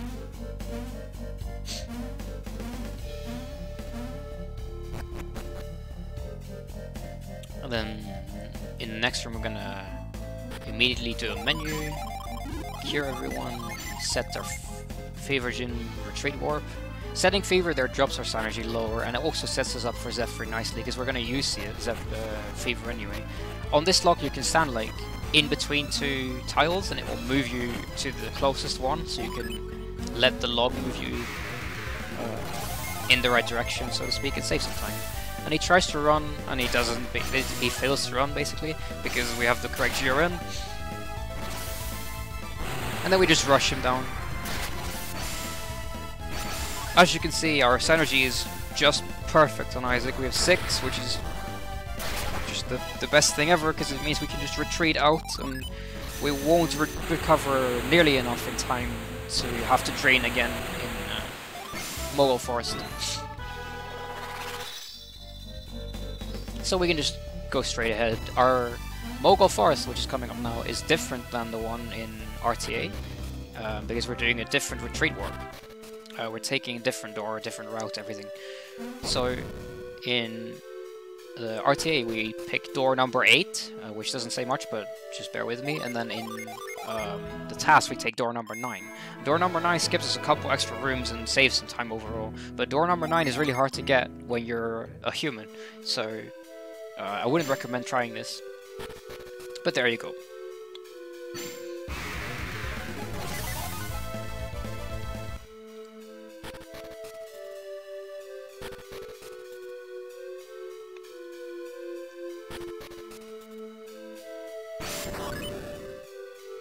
So we're just gonna manipulate everything. So casting move there in a particular way, and then he encounters nice 0 AC. Very nice. And I think we have attacks first for quartz now. I don't quite remember.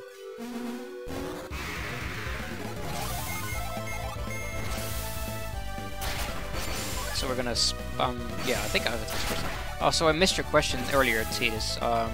How many Jin does TAS get? Yeah, Ryuk has already answered it for you. It's 18. We're getting 4 Mercury Jin, 4 Jupiter Jin, 5 Venus Jin, and 5 Mars Jin. Oh yeah, Ark, it's Cybele time.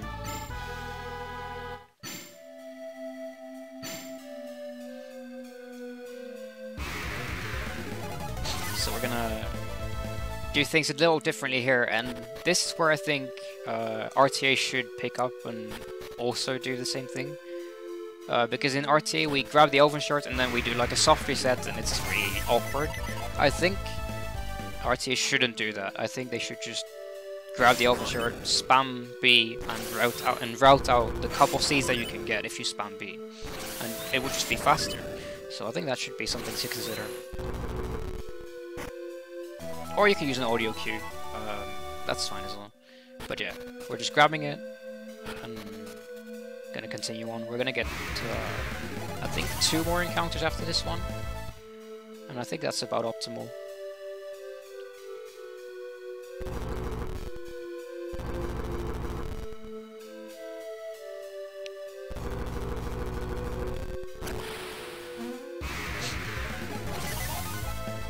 Yeah, so I think that's it, actually. I don't think I get one here. Oh yeah, that's it. Cool. So, upcoming is the Killer Ape fight, where we're first going to do a quick menu, give the overshirt to Ivan, set our standby, and we're going to throw them summons. And here is where things get infuriating, you might say, because us runners, we don't like to use Cybele because he's really, really slow. Casting Cybele takes about 10 seconds, straight up 10 seconds, which sucks. But in this case, it happens to manipulate the perfect Jiren and Biren for this to work out. If I were to do Ramses, it wouldn't work. Because when you do Ramses, you have to wait for a long time to, what's it called? To get extra Jirens and stuff. So he wouldn't target the right people, and it's kind of awkward. Cybele is just really fast here.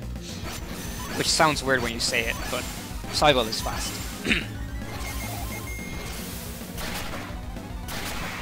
There we go. And that's a little bit faster than 80% does it. I mean, an RTA does it. So getting into Jean. And here I tried for the longest time. Me and Plexa and I, we sat down for like an entire evening. We spent like 4 hours trying to get this glitch to work, and we could not get it to work. So we ended up just not using it. But there is a glitch here where you can make Isaac stand on the puddle and stay there. And you can cast Frost, and the Frost will carry you up, and you won't have to do this little walk around here. But we couldn't get it to work.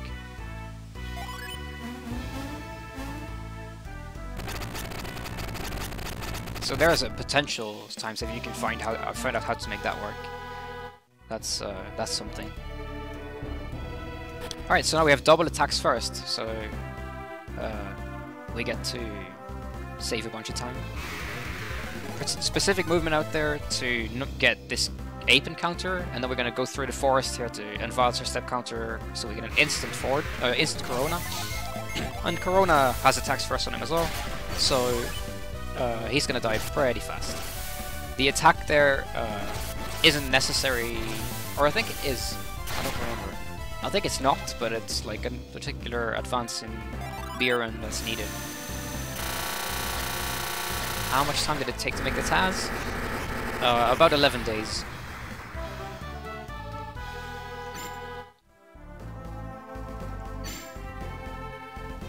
So this little patch here, just before that there's a little patch where you can't get any encounters, which helps a bit. It doesn't matter in this case, but sometimes it helps a bit in actual runs. So now we're coming up on Alton, and we're gonna cancel move on this statue. There we go. And then we're gonna instant climb. Upcoming next is the infinite climb glitch, in order to skip the puzzle leading up to the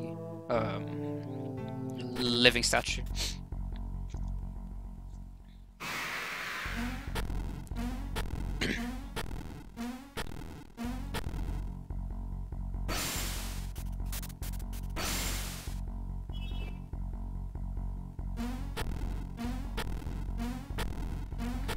So the idea is that when you're like climbing up on ladders, before, like when you're at the base of a ladder, you can hold up for 13 frames, and then the 14th frame will initiate Isaac's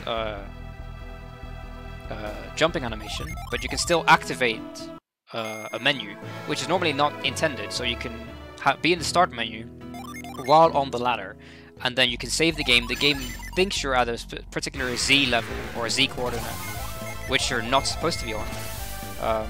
But all the sprites you can interact with are still on their own Z plane, and then you can interact with them earlier, as you can see here. If you were to try to talk to him from just the bottom there, it wouldn't be possible, but because we're on a higher Z coordinate, we can actually talk to him and interact. And kill him with Tiamat, because it's pretty fast. So we get the Douse Drop, or... oh, that's the Frost Jewel, sorry. And Douse Drop and Frost Jewel are both useful, we're going to use them. So we're going to Sanctum Warp out of there. We're going to set up for the Hydro Skip. And the hydro skip is one of the more intricate manipulations or out of bounds in this game. Because we have to really abuse the way the RAM works.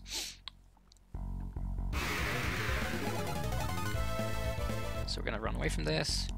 And you might have noticed earlier, all the way back in Mercury Lighthouse, I made a separate save file in the second slot for that particular room of Mercury.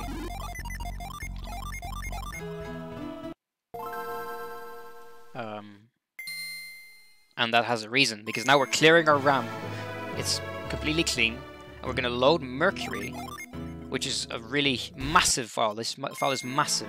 And then we're going to soft reset, store all that data in our RAM, and load Alton again. But Alton isn't big enough to overwrite all of Mercury's data. So now we have Mercury's data around the outsides of the map, which means that we can just walk over places where normally walls would be. And these walls would normally block us, but now we can just walk through and do this.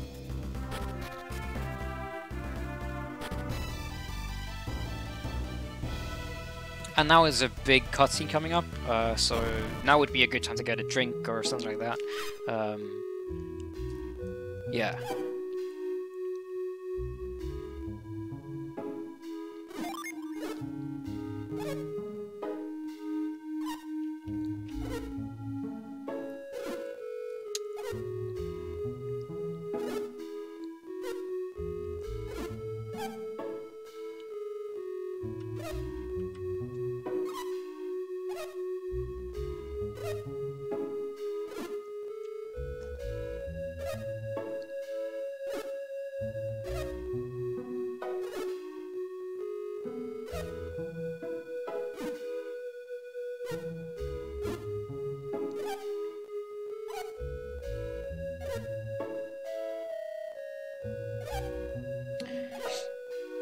But yeah, I tried to go over it really quickly because the TAS, you know, goes fast. But the thing with that out of bounds is that if you were to load it normally, so you just hard reset and then you load Alton out of bounds, you wouldn't be able to do that because there would be walls surrounding the door. Because normally the outside of each room has walls around it, so you can't just walk through the walls from the inside.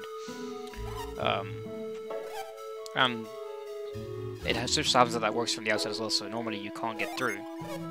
But by loading Mercury first and overwriting the data for the walls, we can actually go through and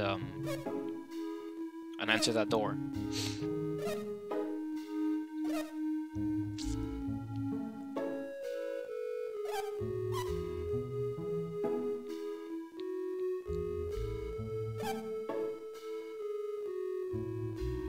And the infinite climb glitch, like I said, you hold up on the ladder for 13 frames. So Isaac initiates his jump to get on the ladder, but on the 14th frame you can still make inputs. So you can still tell the game something on the 14th frame.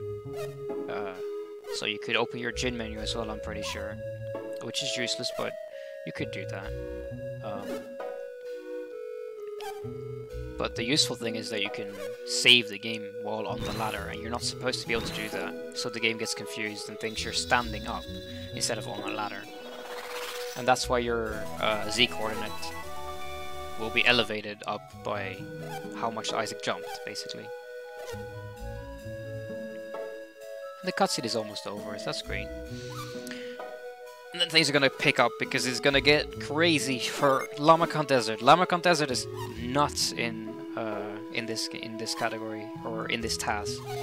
In RTA, Lamakan is like kind of okay, and it's kind of random because the dust clouds are effectively random for a human, but for a TAS, they're not. And I will manipulate sub-pixel perfect movement to get the encounters that I want. So you'll see right away we're doing things a bit different here. Getting some clouds here, there. Some different movement altogether here. First encounter later than normal. This is the only attack cancels we're going to do in the entire desert. Everything else is going to be 0 attack cancels because of sub-pixel perfect movement. We're going to let that knock us into the wall there, which makes our sub-pixels look different. And then we get a 0 AC here, and we move up a little bit. We tap walking later on as well. Like here, I think it's tap walk. Yeah, and then we go up left. It's too fast to explain. It's too crazy, and I took so much time figuring this out. So here we're gonna manipulate our GRN by stopping early, then walking a short distance, and then interacting with the gym. And what that does is it stops our GRN at a specific point where if you don't get dust clouds, your GRN doesn't move. So by walking and then by stopping with running, then walking for a few frames, then doing a menu, then walking for a few more frames, I'm saving a couple GRNs, and I can make that encounter work. Otherwise I would get a different encounter with like 8 attack counters and it would be horrible. But here I could get a 0 AC by just manipulating sub-pixels like that.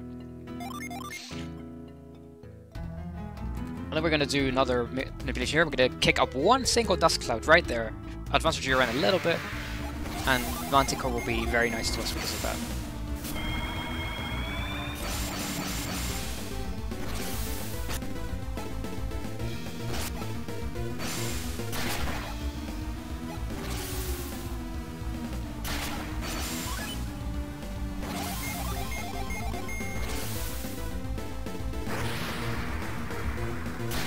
So the Manticore fight is just the same as other boss fights really, except for the sleep part. So we're manipulating our BRN to proc Mist, and then he stays asleep for quite a while, which is great. I think he wakes up here, at the end of the turn, so to speak. So we're just trying to rush him down, because we don't have the levels or the gear, because the RTA strat has more gear and more levels.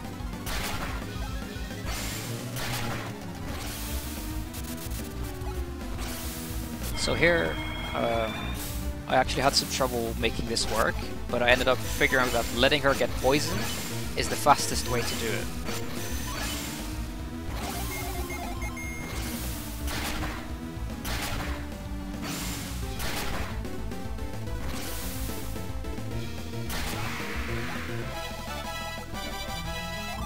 And then we get put back to where we normally would be.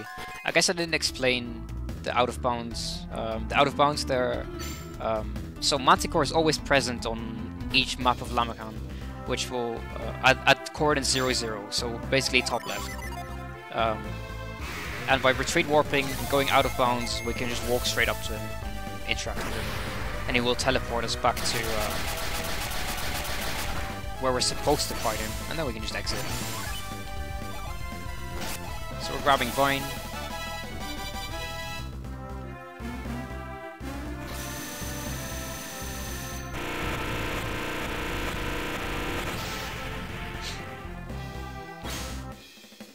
I've been forgetting to split all of these, by the way, it's kind of funny. It's just no splits anywhere.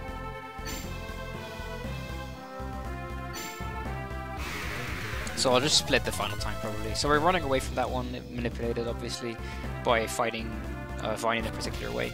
So we're gonna quickly advance the story here by entering the inn, which is kind of random. So we're gonna talk to this guy from a ways away, and then we're gonna go grab... which one is it? This one is Scorch.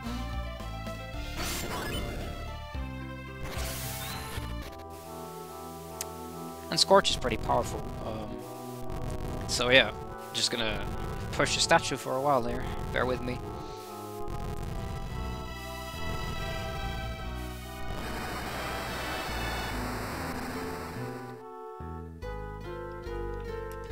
And this guy is mandatory. I thought about skipping him, but no, this guy is like the most mandatory of all the Jin in this run, pretty much.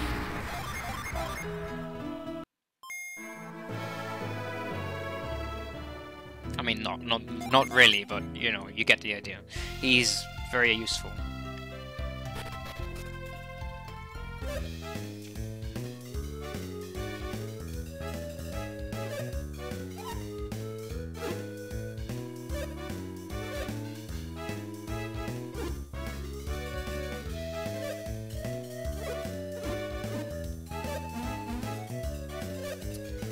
So yeah, this cutscene is a thing.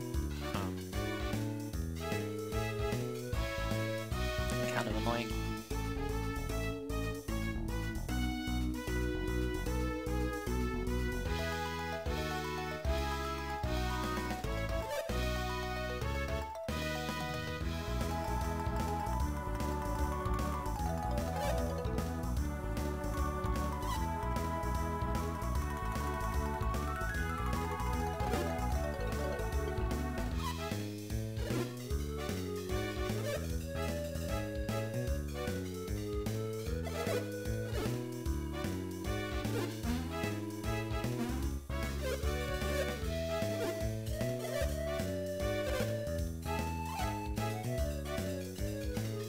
Well, the reason Scorch is useful, Arc, is because of Colosso.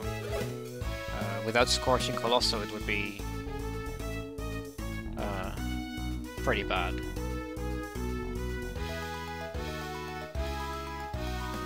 And Luff, we don't use him at all, because we don't grab him. So that's something. Because we already have all of our Jupiter Gin, we're not getting any more. Smog was the last one.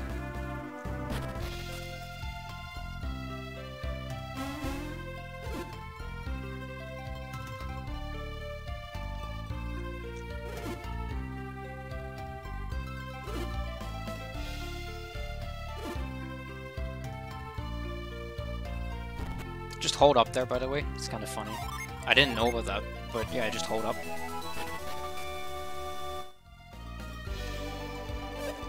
Talking to him on the right frame is kind of annoying, but you know. So we're gonna do more cutscenes here. The boat scene is... we're doing no weakened stuff. No.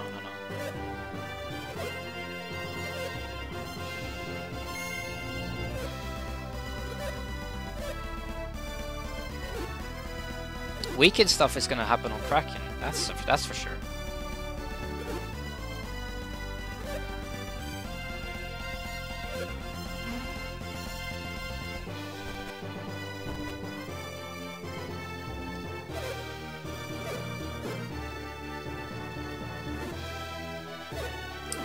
Yeah, this boat stuff is gonna take quite a while, and there's not too much interesting going on, it's just a bunch of cutscenes. There are some nuances that I think could be implemented in RTA. Mostly just the Jin setup, but yeah.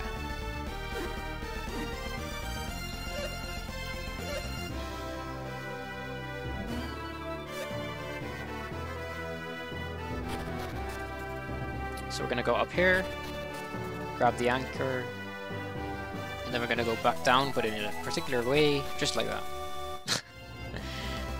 Instant ladder climb down there. We'll drop you straight into the loading zone.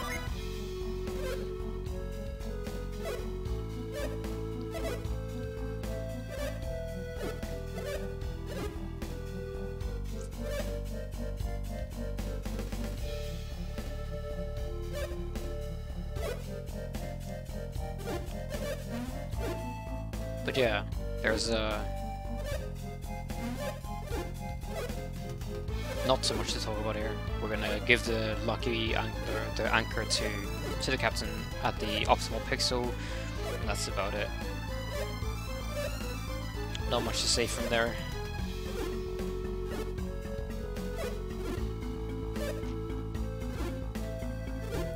Arc, it's just better to just summon rush. That's just how it is. Yeah. You don't really have time to cast Weaken, usually, because you just take too much damage overall if you do that.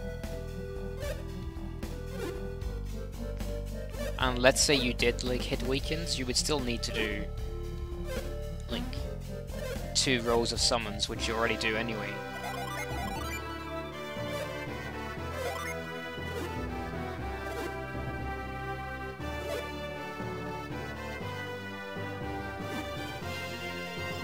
Well, that's like an hour away, Arc, so you'll see when we get there.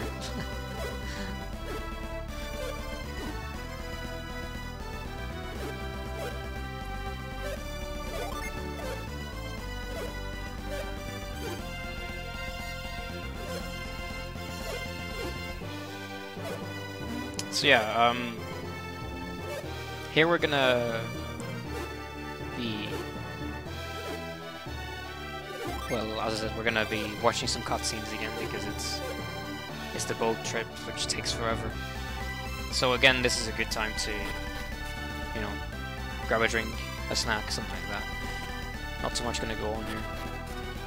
We're gonna change our Jin setup before the first mini boss thingy. And what we're gonna do is spread out our Venus Jin across everyone, which lets us recover them faster, so we can use Judgment twice rather than using Death or Meteor Judgment. We're gonna do Judgment, Meteor Judgment, which saves us a couple seconds.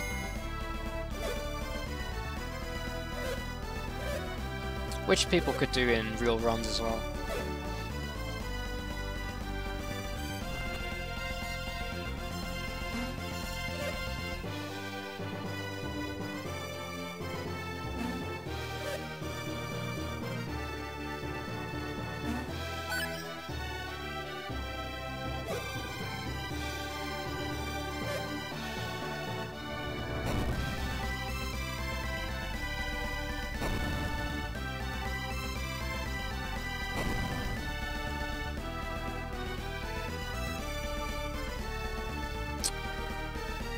But yeah, so now we're just gonna be waiting, basically. So if anyone has any questions up to this point, feel free to ask. This is the perfect time. Not much going on.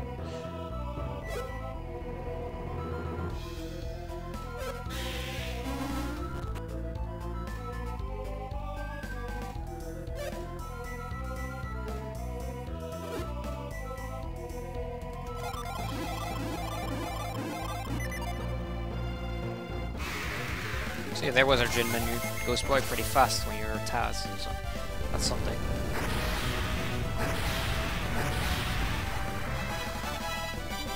In general, like, a TAS would prefer doing extra menus instead of, like, longer battles, because the extra menus don't take any time at all for a TAS, but the battles still have the same animations, so you would still have to wait. So generally, an extra menu is faster than, like, an extra attack on a battle.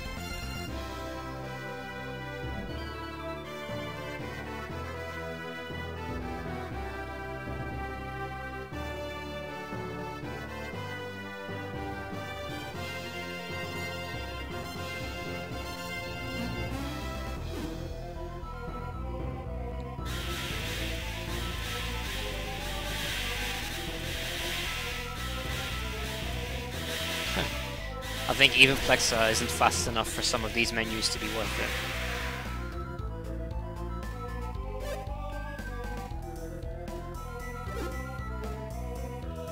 But yeah, if you're really fast, then you can do more menus. That's kind of how it works. Because yeah, if your execution is really good, then the faster your menus become, the more worth it becomes to change to menus rather than extra battle actions.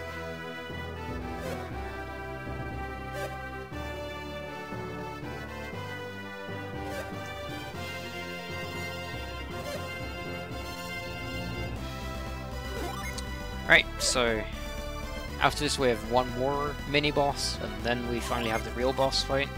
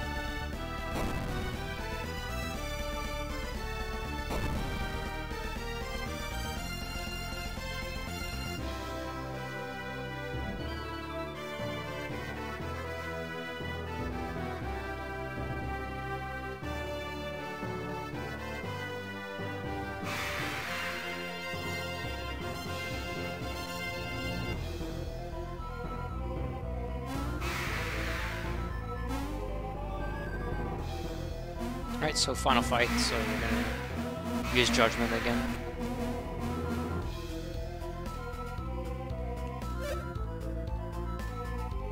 And Judgment is the fastest of the tier 4 summons.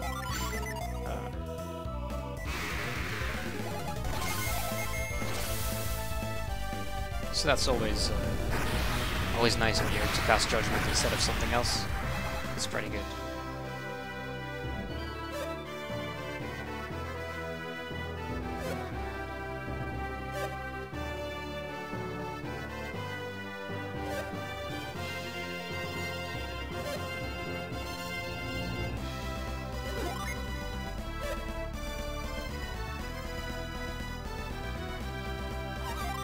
So we're gonna grab this girl, because that's the fast way. We're gonna recover our chin. There we go. Do a quick menu, Elven Shard on Mia. This was found by Plex actually. He helped a little bit on this one. I had a working start for Kraken, but it was like kind of mediocre. And then he looked at it for a bit and found something a little bit better. So I managed to save a few seconds because of Plexa. So that's something.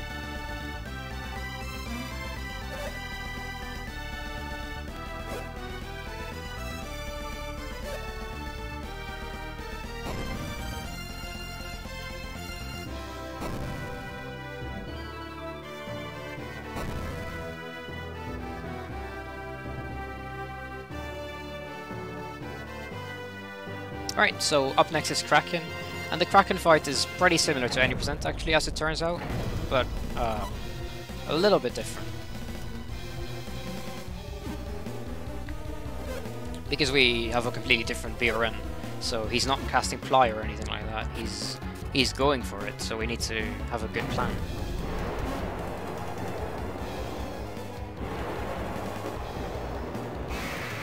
So we're gonna do weaken, and I think it's attack with Ivan. Yeah.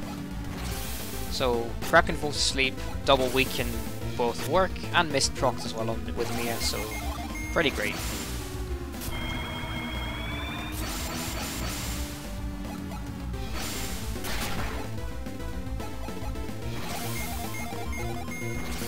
And then we just blow him up. Procne, because Procne is pretty fast and does a lot of damage.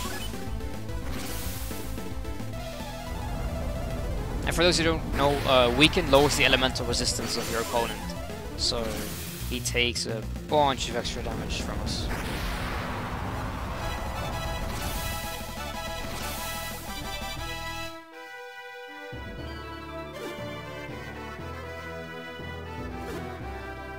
Alright. So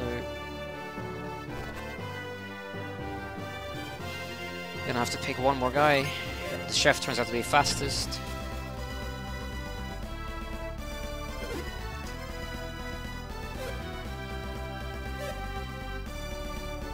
Oh, and I didn't even mention that like exiting this bottom area when we're on our way to Kraken needs to be done on a particular frame as well to get the right GRN, which took me a while to find too.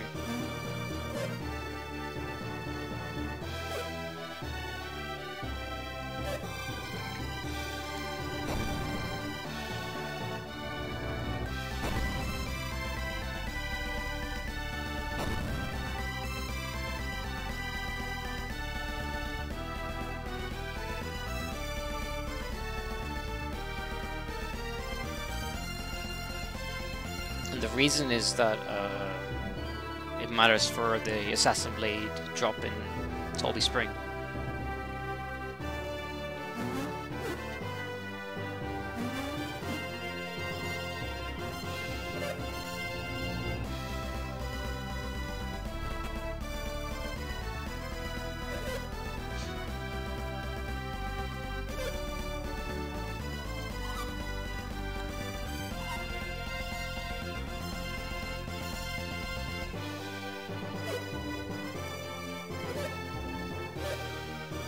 Right, so we're finally done with the boat.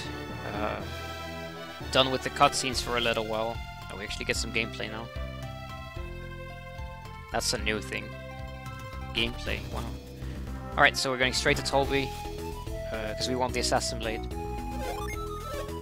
we're going to throw this lucky medal that we picked up all the way back in Emu, and we're going to throw it at a particular frame. It only works on this frame. As you can see, it's pretty close to getting bumped by either the turtle or the crab. It only works in that frame.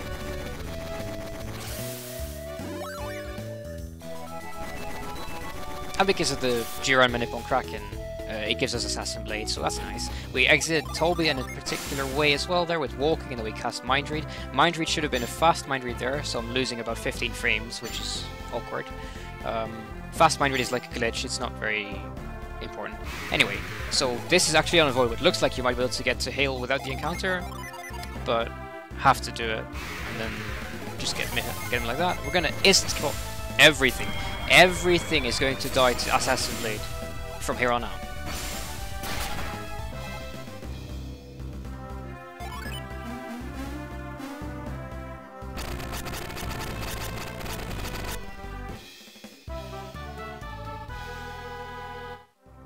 So, sometimes it's faster to grab ground after doing Alt Miller, but in my case, my Jiren is so good that it's not, because I don't get an encounter going all the way over here, and then I grab ground.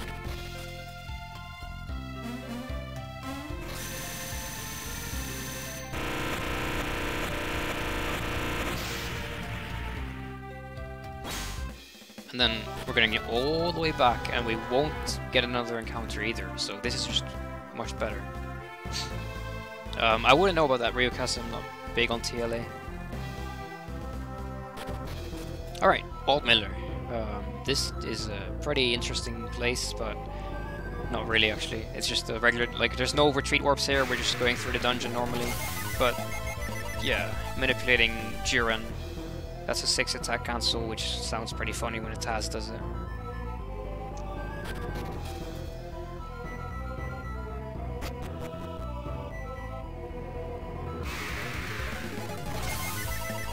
So we're gonna cast move here, and casting move here skips an encounter through the dungeon, so it's faster than not doing it. So there's Babi, we're gonna wait, leave him there for now. This is 0 attack cancels. We're gonna get another golem in the room after this. It's gonna be 4 attack cancels, and from there we'll have attacks first, which lets us run away from the next encounter, and the one after that, and the one after that. It's pretty good.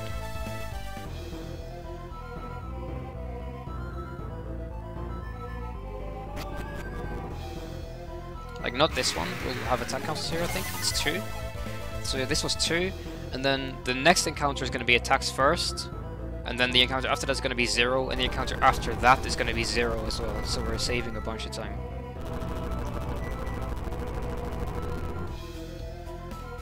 We're not going to grab Squall, because Squall is slow, we don't care. We already have 4 Jin, so like we already have 4 Jupiter Jin, so we can already cast Thor, so we don't really care about having more.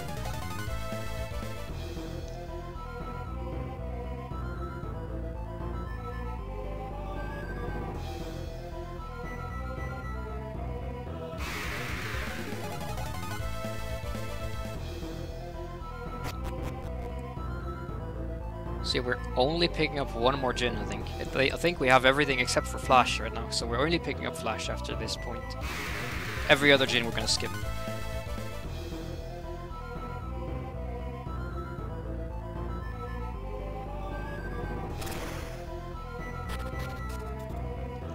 So we're gonna do this puzzle, interact with the stones from an unreasonable distance, as you might tell.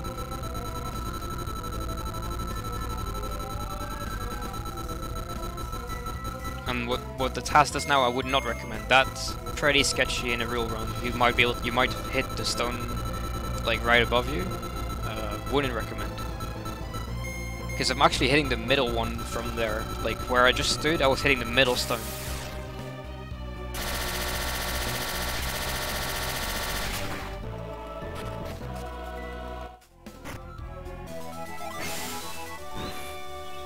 I cancel the drought at a particular frame to get a good Jiren for the rest of the dungeon.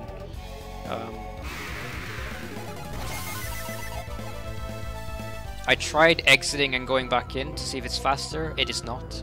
I could just... This is better.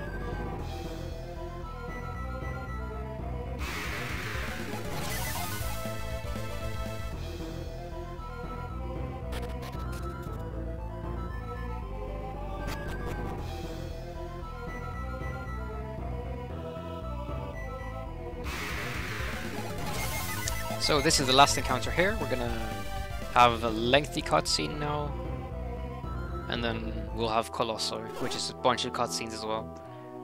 So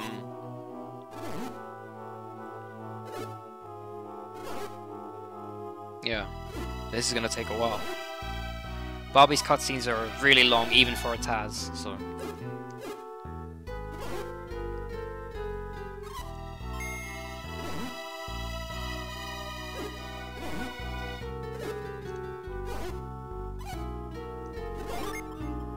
Also, I missed your question earlier, why walking on the spot looks so funny. Well, because you're not supposed to. That's something that you can only do if you're a TAS. Like,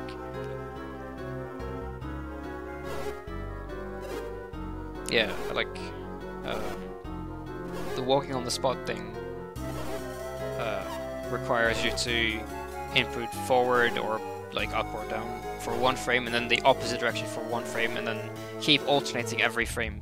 So you can't do that as a human. So that's why it looks weird, because you're not supposed to be able to do that. Right, so then we walk up to him here, and talking to him from that distance is actually the fastest way to do it. Even though you have to like walk up a little bit, that's fastest way.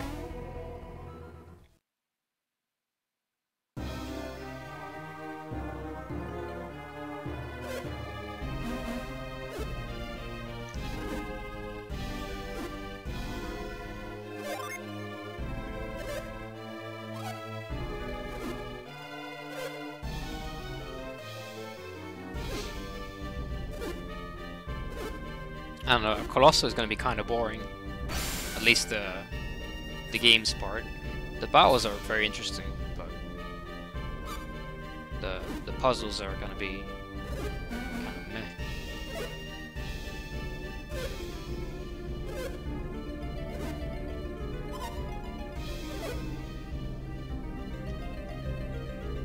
But yeah, as you might have noticed, we haven't hard reset since doing the hydro skip, which is about an hour ago now. Oh, not really. It's more like 40 minutes, but yeah. It's a long time ago. And this has all have been off of one hard reset.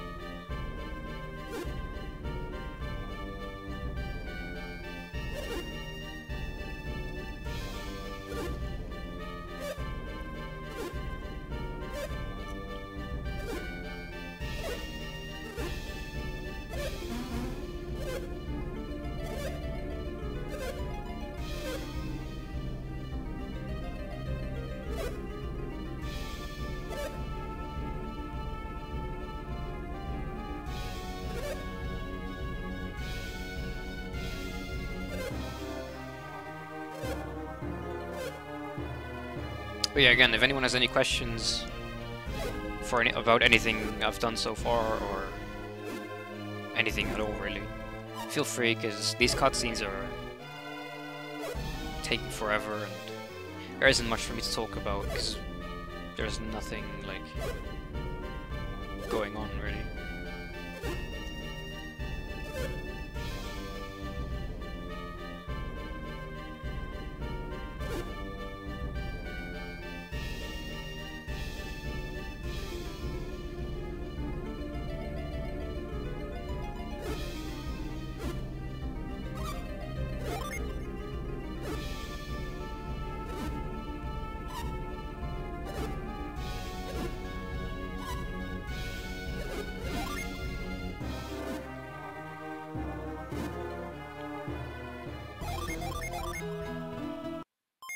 Alright, soft resetting to Sanctum warp back to Toby. Which is pretty nice. So we go over the old man.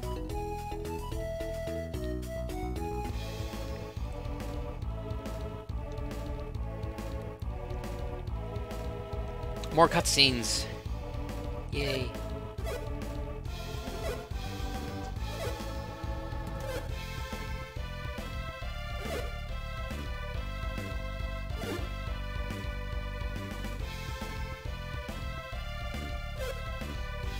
this particular part is like 10 minutes of cutscene, 10 minutes of gameplay, 10 minutes of cutscene. It's crazy. But oh well.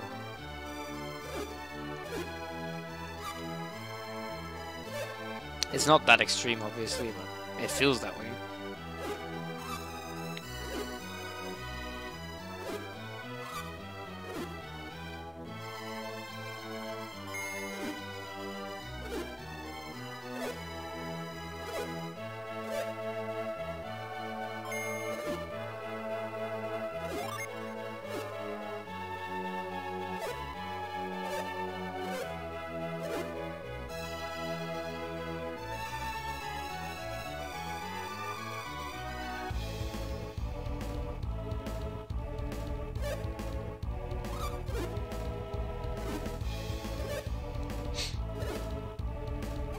Alright, so we're gonna say no here, for obvious reasons.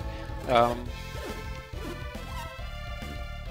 gonna do a quick Gen move, put all the Mars Gen on Isaac, as opposed to Venus Gen as the RTA. Mars Gen are faster, as in the strat for Mars Gen is faster. We're gonna stand on specific pixels to move as little as possible when giving away our party members. You'll see us moving down like 1 frame, which is as good as it can get. I mean, it could be better, but then you would have to waste time setting it up, so you're not saving any time then. So it's better to just take the 1 pixel and roll with it. Right, so the first fight is, well, the easiest one, obviously, but already it's much different from how the RTA does it.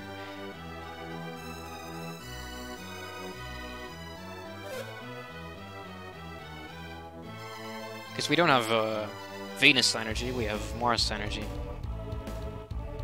But we don't really need those. But first we're gonna say no to everything here.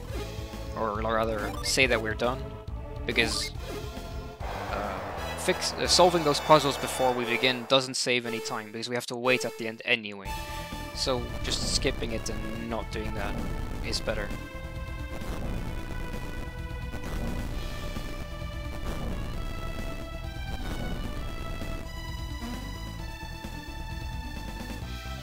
Yeah, the circle Isaac stands in is the sloppy one. Yeah, it's because there was only 7, which makes you wonder, how does that work? 7 contestants. Does one of them get a buy? Has to be, right? Or several of them.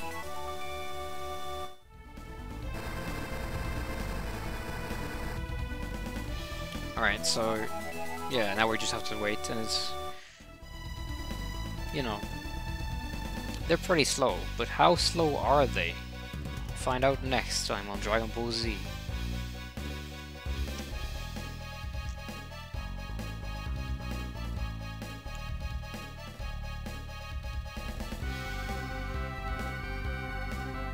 Oh, they're pretty slow, are they not?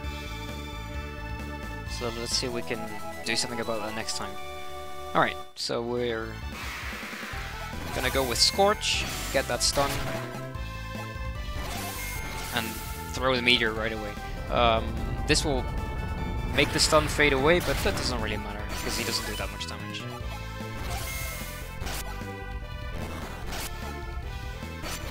And we picked up the oil drop as well, because it's fast, so right back at you, bro.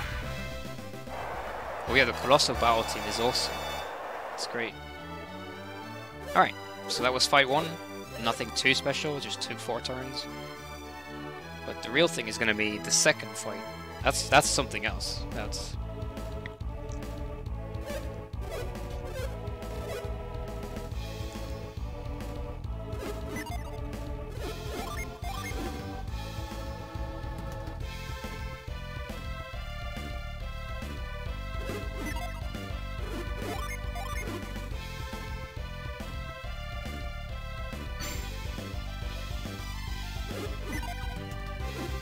So yeah, just doing the same thing as before.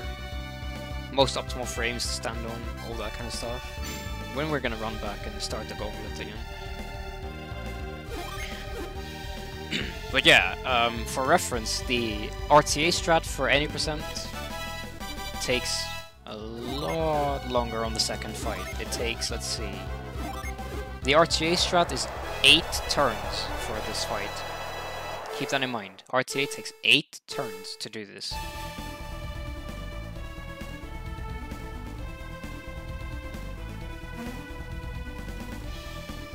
We're trying to make this a bit more interesting because, you know, it's kind of boring otherwise. So let's see what we can come up with, right? So did you know that Isaac is a fast climber? Can you see how fast he is? World champion in the making there.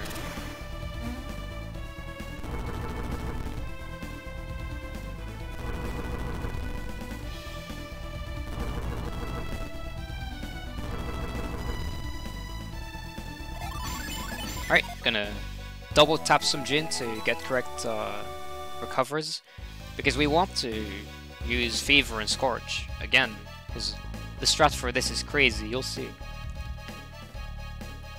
And we still need to wait a little while, but at least we made it a bit more interesting, right?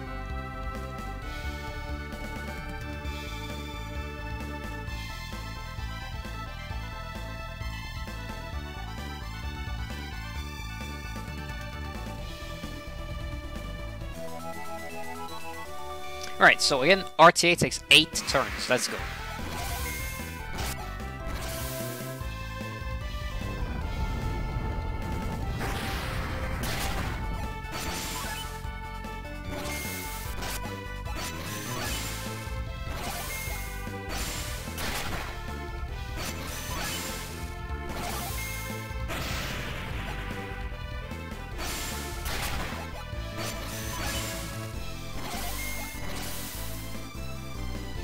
There we go.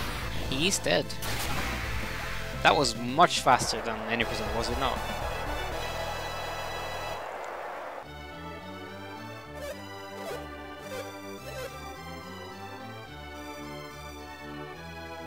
And the RTA, that is, of course, obviously, because it's both any percentages, RTA versus TAS. But yeah, again, the last bit, we're just gonna give everyone away once again the same way as before. But the final fight, we're not trying to win, we're trying to lose. So, I tried for a while to get a different setup to make this faster, but I couldn't really do it. So, it's gonna take us 2 turns to lose, which is fine.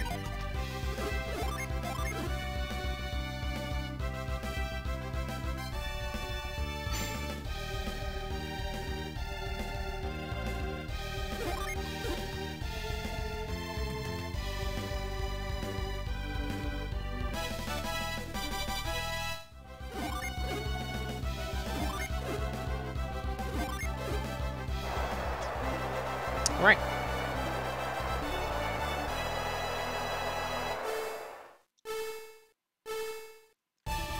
So now we know that they're very slow, but just how slow are they? Let's find out, because we have something in store here.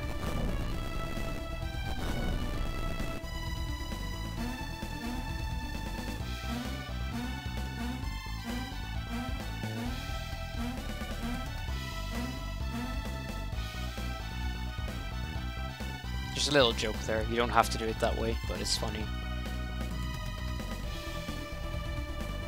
Fast stairs into fast roller.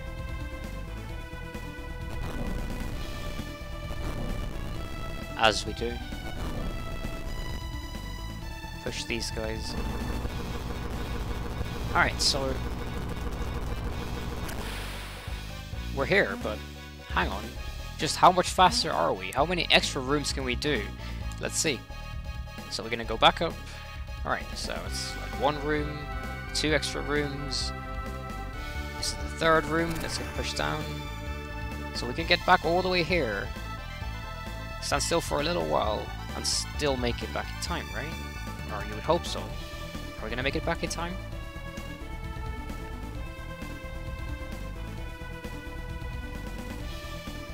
Need to do a menu as well. Shit, might actually lose this. Crap, we lost. Ay, ay, ay. Okay, well, we lost on purpose though, but yeah.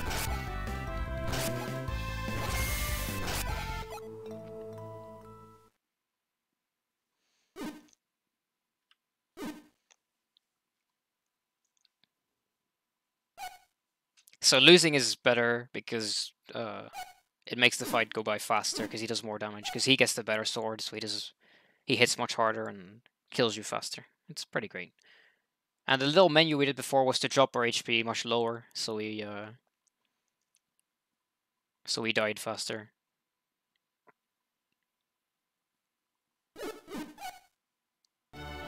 Alright, more cutscenes. And, whoops, I hit my microphone there. This is the point where I'm gonna go and get a snack, because this cutscene is going to take quite a while. Or these two cutscenes, so I'll be back in like a couple minutes.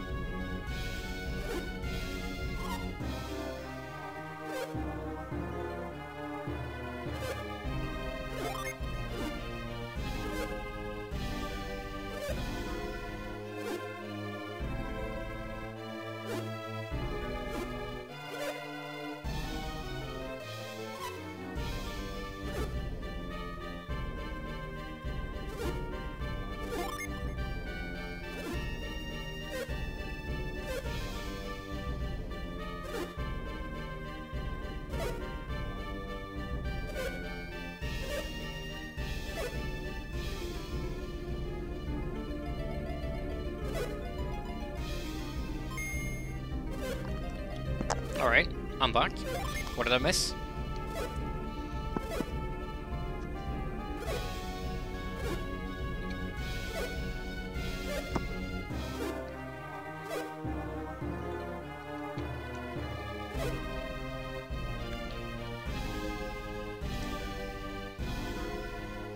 I'm gonna be chewing, by the way, so I'll have my mic muted here and there.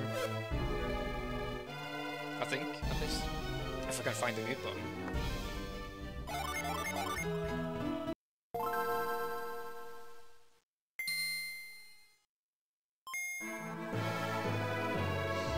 So we're gonna Sanctum warp there. Save ourselves some time walking out of there instead. Exit in a particular way, on a particular GRN as well. And now is where the run gets very, very cool. And very interesting. After like 2.5 hours, we're finally there. So as I mentioned when I picked up the Assassin Blade, everything is gonna die to it, remember? So, everything that we can't just run away from is gonna drop to the Assassin Blade.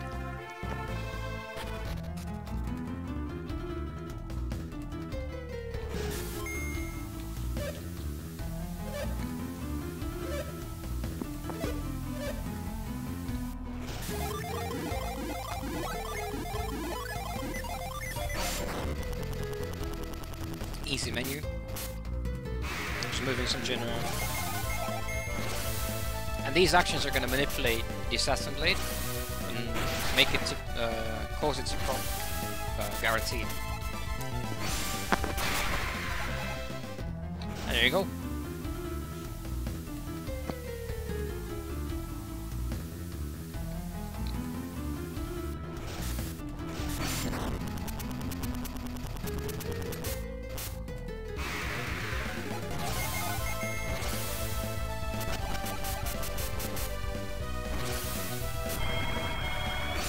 So, yeah, we're just gonna keep doing that.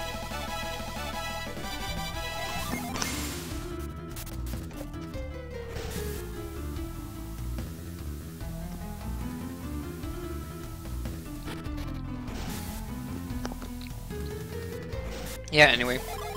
This Suhala Desert, compared to the previous one, just by itself, saves about 5 frames. But then later on, I'm saving a ton of time. You'll see. So this Suhala came to me when I woke up, and it was like, hang on, I could do it like this, and I just went and did it, and it worked. So that was pretty great. Not like this morning, but like a couple days ago when I was here and I woke up, I was like, man, I should do it like that. And I went and tried it, and it turned out that it worked, and I don't know, I just went for it. So RTA does not use Assassin Blade on Flash, but I do, because it's good. And RTA could do this. I'm confident that they could do this strat as well. I don't know if it's like saving time in RTA, but I mean it's a good strat.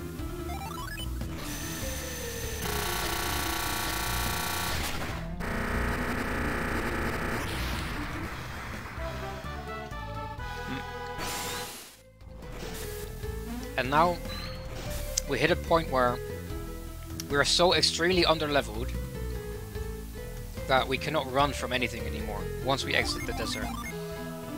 So we're gonna reset now, like set our BRN back to 0, get a guaranteed attacks first, which is kind of irrelevant, but whatever, we'll take it. And instead of hard resetting for every fight or trying to manipulate our GRN, instead we're going to manipulate what kind of fights we get, and you'll see why.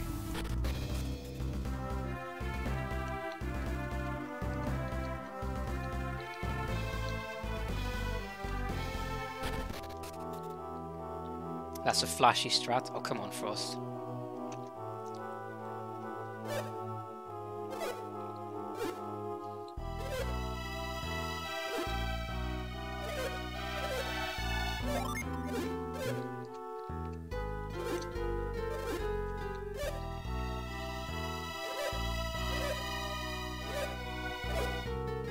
Right, so now we've manipulated our GRN, and it matters because you'll see. Actually, I'll just keep quiet.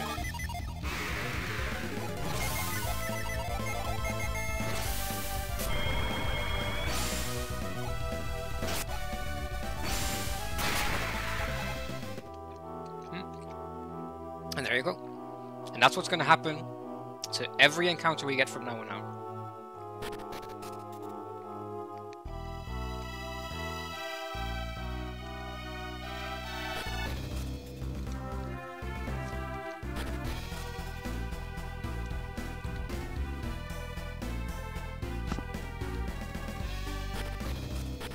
We're exiting on that side to set our retreat marker on that side and save some time later.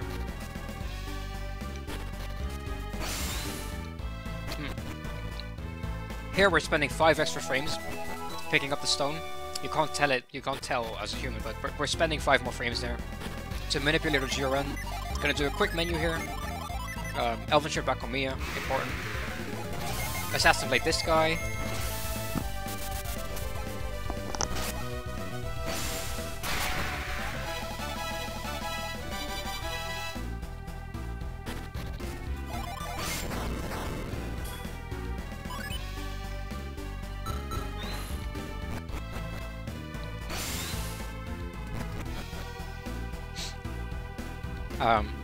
This particular statue, talking to it, you can get 2 paths, or you can get a yellow path or you can get a blue path.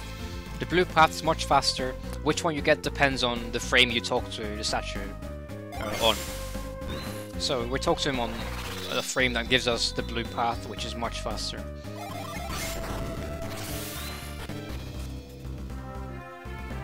And that move is to manipulate our GRN.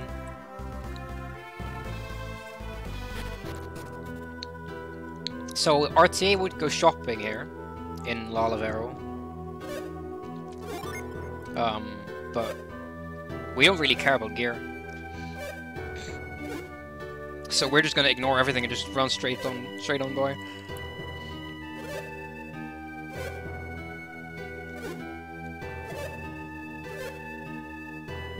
TAS cheats, always has blue path. Yeah, that's true. Spliced run, baby rage.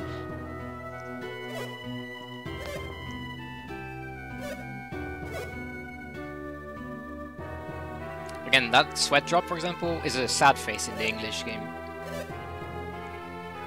Saving frames, boy.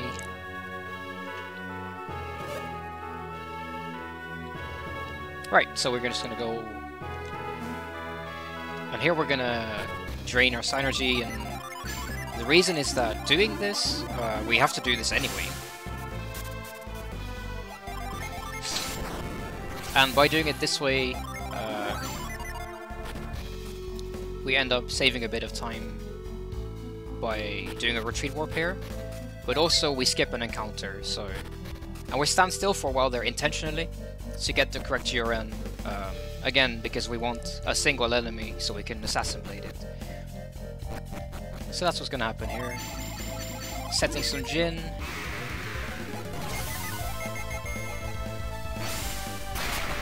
Bam. There we go.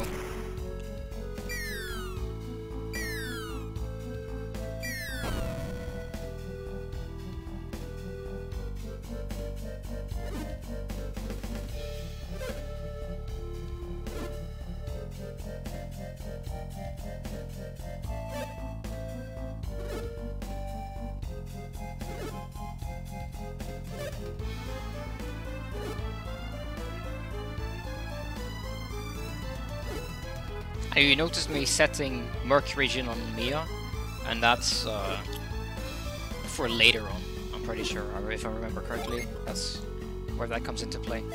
Because I need extra agility, and that's why I need the Mercury Jin on set rather than standby.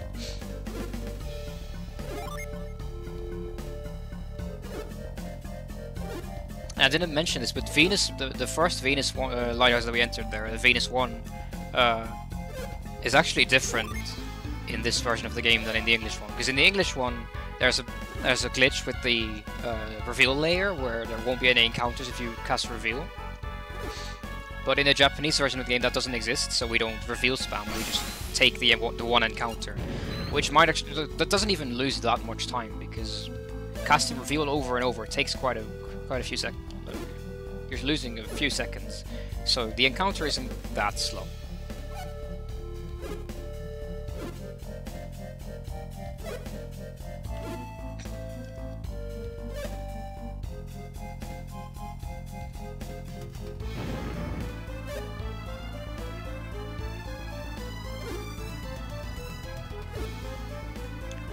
And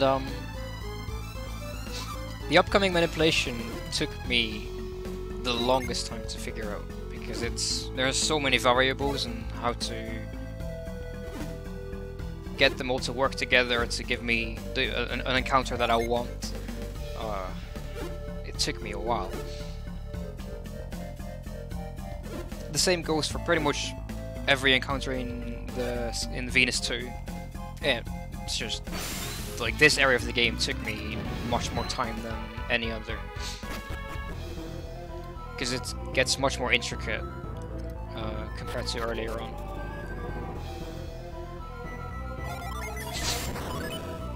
So we set move back to quick cast and then we cancel out of the menu to cast it with our hotkey rather than casting it straight from the menu, because cancelling the menu is much faster than trying to move through the menu. Because it just so happens that the synergy menu and the item menu are extremely laggy, so trying to move through them takes very long. So it's faster to cancel out of them after setting your synergy to quick cast.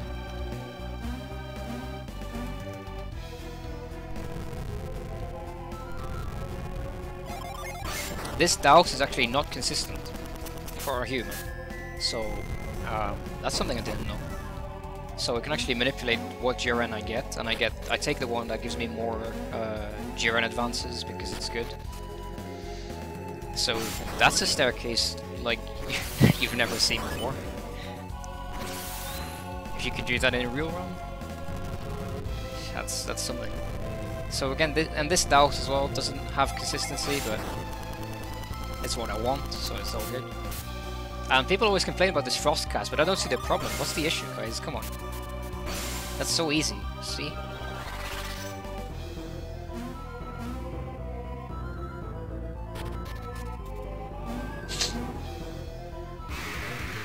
There we go. And this is caught by surprise on purpose, because it sets us up for attacks first into double attacks first, which is pretty great.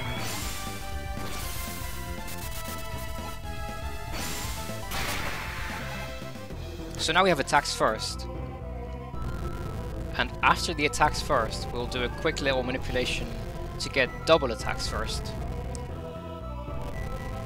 So we're gonna have 3 encounters with attacks first to run away from in Venus 2.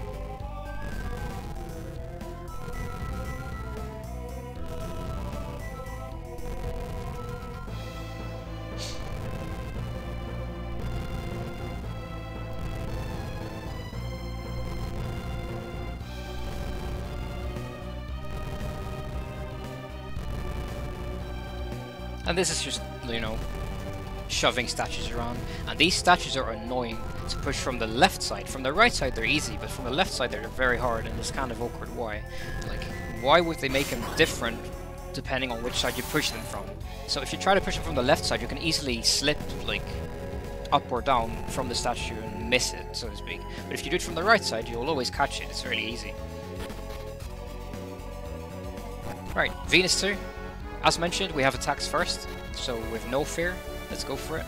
Our synergy is still low from before, and that's why we needed it earlier anyway. So we retreat warp here, skip the first part of the dungeon, instant climb glitch here, or yeah, instant ladder climb, whatever it's called now. That move is manipulated. We push the statue diagonally because, you know, that's what I do. And these grey statues have different hitboxes than the orange ones. Also, there's a little part there on that ramp where there are no encounters, so you can actually walk a little bit extra and without getting an encounter, which actually matters. That little bit of non-encounter area is what lets me get through the Venus Lighthouse with just 4 encounters.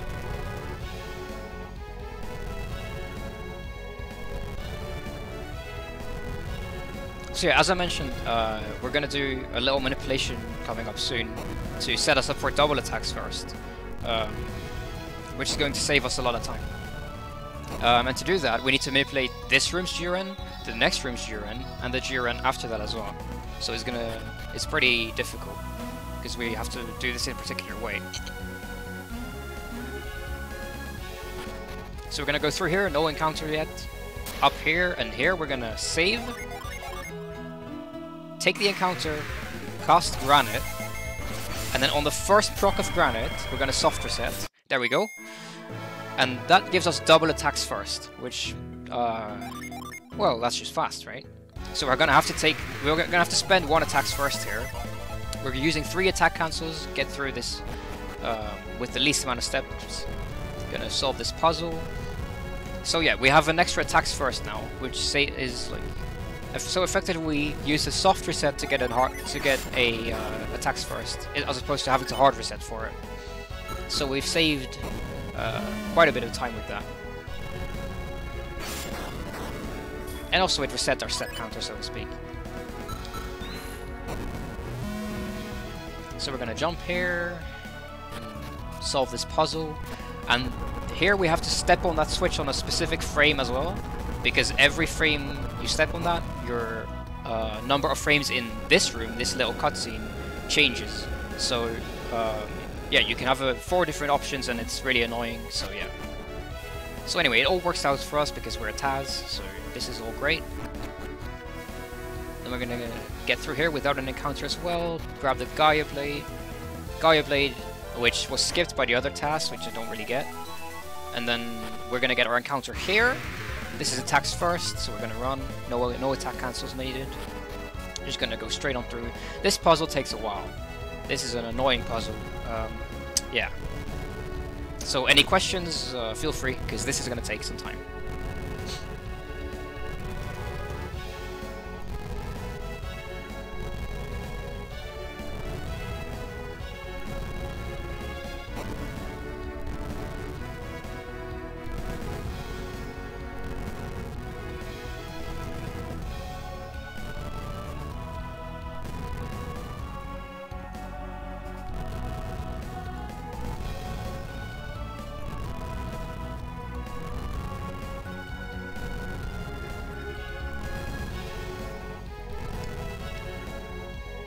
Yeah, Frost, I agree. This Venus 2 is nuts. And it's off of 1 hard reset all the way back into Hollow Desert. Like, it's crazy. And it's getting even crazier, because we're going to manipulate this room's Jiren as well. We're going to leave on a different frame than if we're fast as possible. And then this room's Jiren we need to manip as well, so we step on this on a correct frame. Then the next room we get an encounter, and that is our last encounter. It's the 4th encounter, as I said, but that encounter needs to be manipulated, so we have this stupid cutscene again, which can lead to 4 different options, but we get the right one. We're gonna do a quick menu here.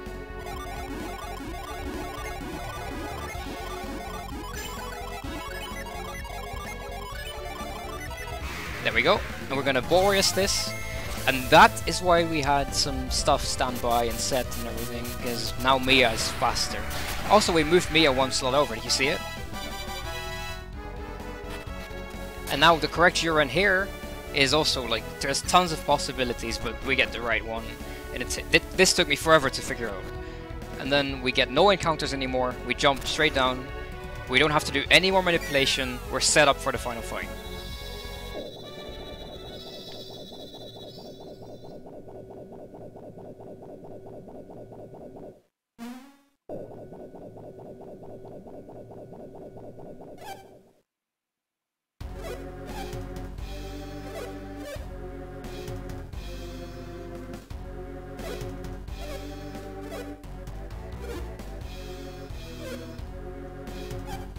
So yeah, I don't know, like, the earlier parts of the game, they're like, yeah, it's fast, like, yeah, it looks good, but it's not, like, crazy, right? It's like, well, a human could somewhat do that if they were just really, really fast, right?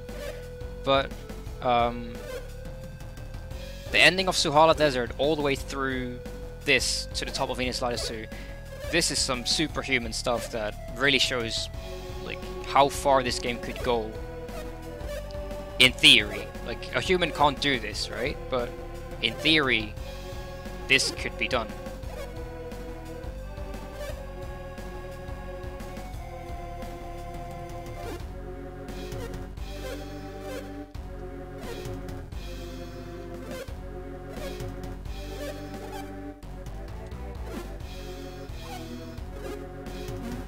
So we're gonna do one last little menu, see if you can spot it. Well, after doing that, and then, do you see it?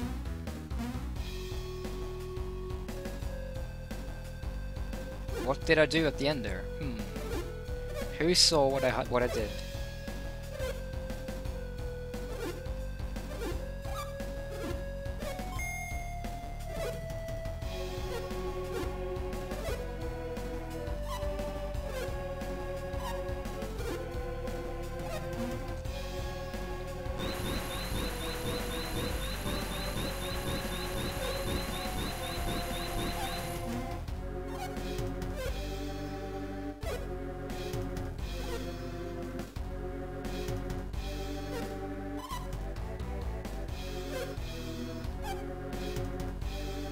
Exactly, Rukas.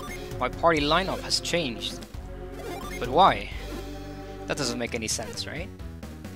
Especially when you see the change, it doesn't make sense. But this is much faster for reasons you'll have yet to see, I guess.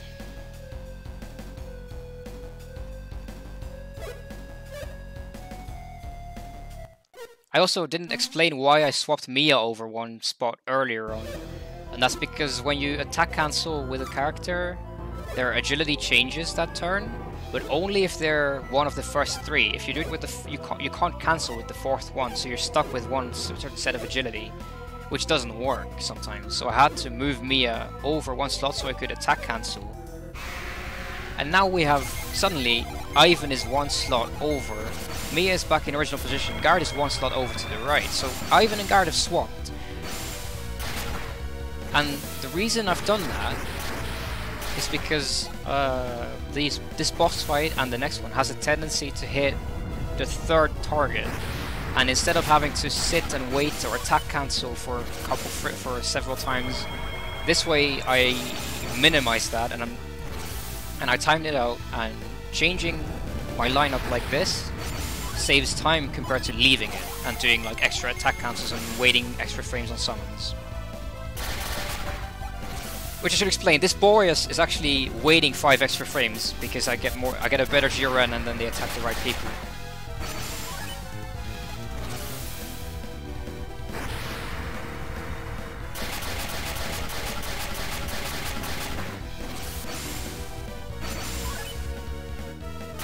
And there we go, attack Garrett.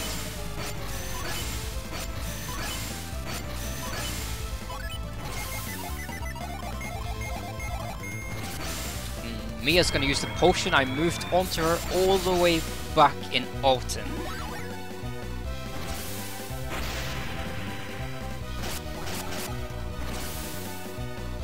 And that blast hits 3 and the fireball hits 3 as well, and that is necessary.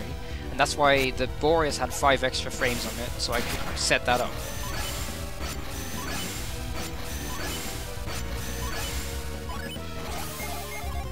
So we're casting a bunch of Jhin again. So the strategy for these fights is going to be to cycle through Jhin as fast as possible to deal the most damage, basically. So impact Saturos, which means he's gonna hurt, but he doesn't really do anything.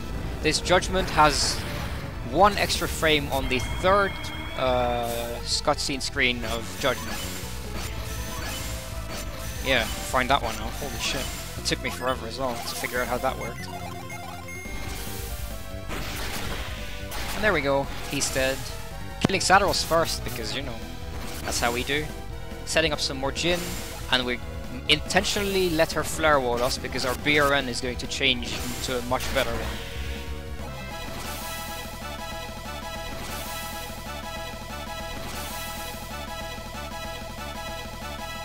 There we go, couple level ups. And as you noticed, Ivan has 3 HP. That seems pretty scary, doesn't it? But it's all good. It's all good, don't worry about it. We're fine. No worries.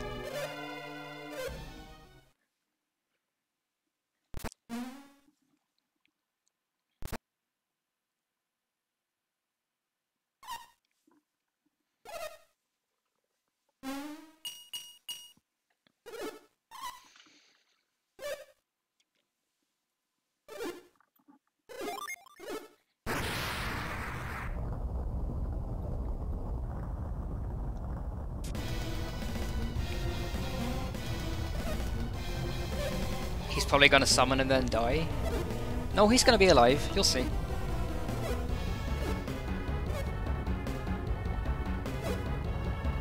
So, again, this beam of light is causing our GRN to change every frame by 4 GRN advances per frame. Which is kind of annoying because I need 3. So, from the frame that I'm going to start at, which is a couple frames late already, I would have liked 3 extra, but I couldn't get it to give me 3, it can only give me 4. So I have to go into the Fusion Dragon fight with a couple attack cancels.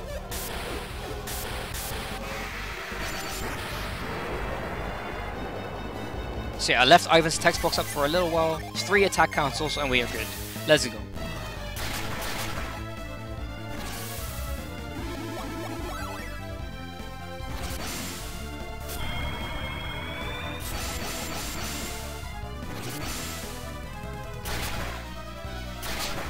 Perfect. Just as planned. The Garrett defends and the Fusion Dragon attacks Garrett. And now we're going to start cycling through our Jin.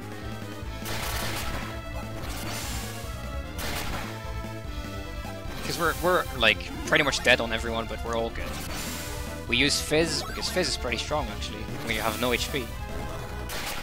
This Haunt hits 2 people, which is manipulated as well. We need to have it hit 2 rather than 3. So now our summons that we're going to use, Boreas is we're gonna wait. I think it's 9 frames on Boreas, and then I think it's 3 frames on Judgment on the 3rd screen again. So yeah, good luck finding that one. Looking pretty sketchy on me, alright? But it's all good. We're gonna wait. We're gonna wait those couple frames on the 3rd screen there. You can't really tell, but we did. And then he's gonna hit left 1, 2. Again, 2 targets hit, which is important. And now we're back to Flash, and because we have used Boreas with Mia, Mia's healing is pretty crazy, so everybody's gonna be full HP now. Except for Mia, because Mia has a lot of HP. So we're raising our resistances, not because we need more defense, but because we want the Jin on standby. This is the only outer space he casts, I'm pretty sure. I don't quite remember. And Dragon Driver is pretty good. That's another Mercury Jin. Better use him. This Wish is kinda like not needed because we were fine, but we're using it because we want our BRN advances to go up like that. So now Fusion Dragon is gonna be nice to us. That's what we want.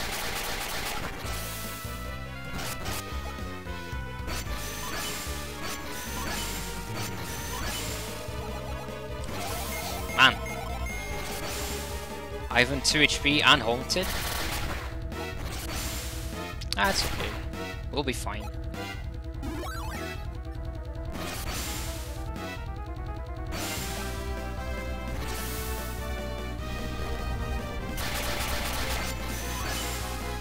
Cool. Pretty low HP, right? Ah, we're good. We're all good. Ivan's fine. Look at him. Easy. Nothing wrong with that. He's gonna live, right? He's gonna use Thor here, he's gonna be okay.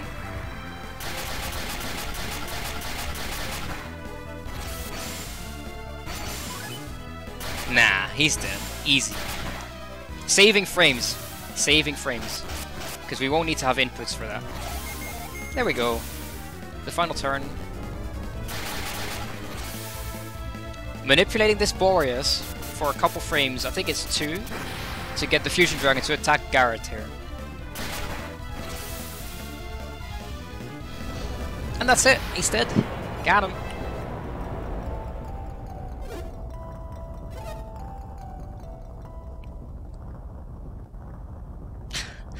Yeah, Ryukas, you were right. Just not right at the start. Alright, so now we just have a couple more cutscenes with this one, and then one more for the credits to start rolling.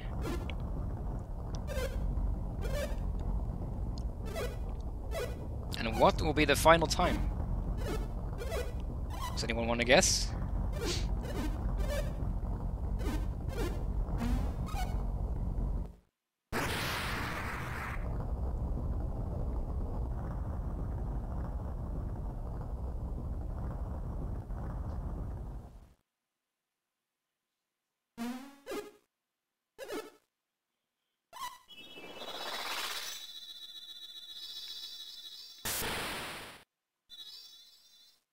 Alright, Frosting Stereo 2.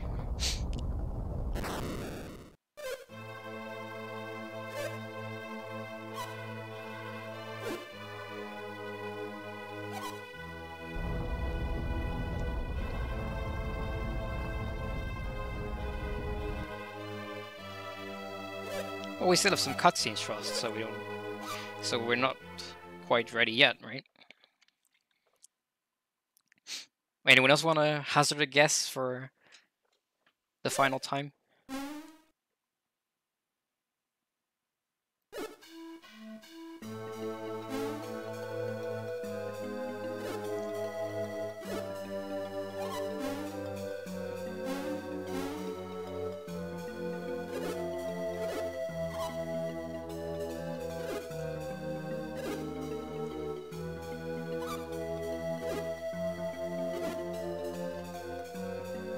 Anyway, seems to agree, 302.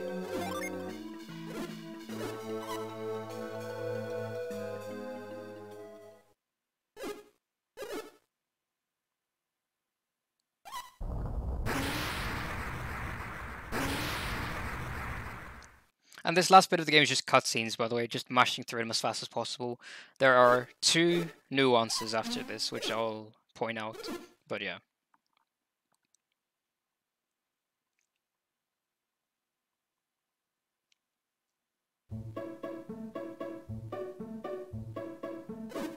Alright, 2 more cutscenes. I was lying earlier when I said there was only 2 more.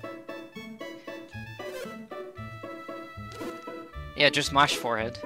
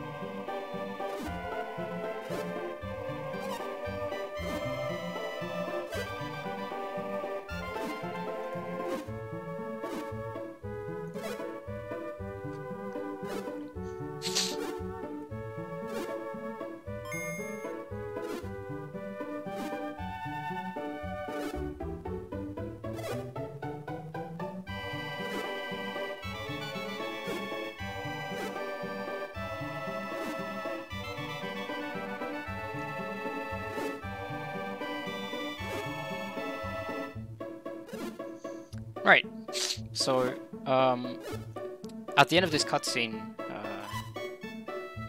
we actually talk to Farhan, or not Farhan, fuck, that's the other guy. Iodim, we talked to Iodim for a little while, because that's faster than walking out, having him talk to us, that he wants us to wait, and then going out. So now, we saved a couple more frames, and we have one more moment where we can save a couple frames. Even at this stage, we can save frames, how about that? Beyond just mashing buttons, we can save some extra time.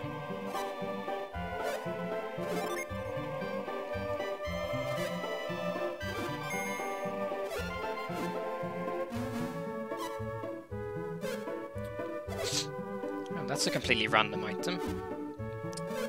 Wonder what we're going to use that for.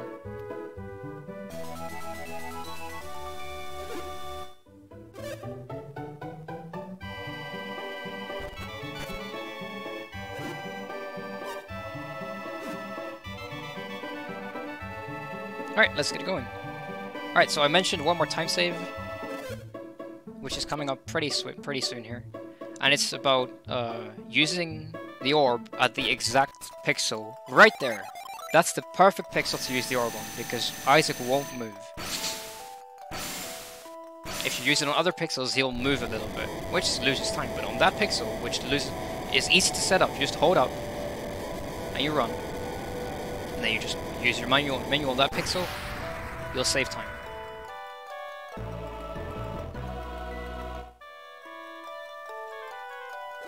Alright, so time is coming up pretty short here.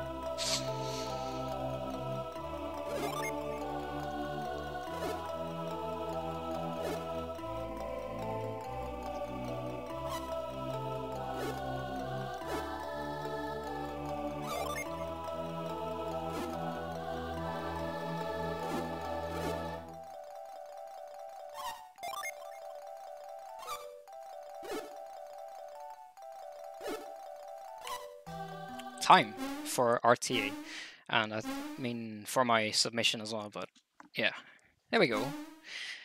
Alright, so guesses were 302, that kind of thing. Alright, see if this works, this reveal.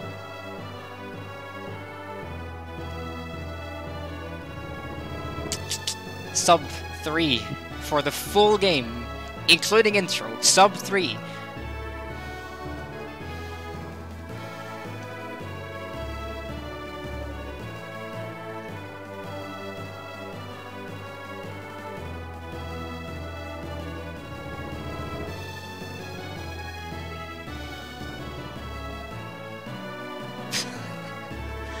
Yeah, I'm pretty happy with that. Even though there's like some inaccurate stuff here and there. And the hard reset before Forge is kind of questionable. This is really good.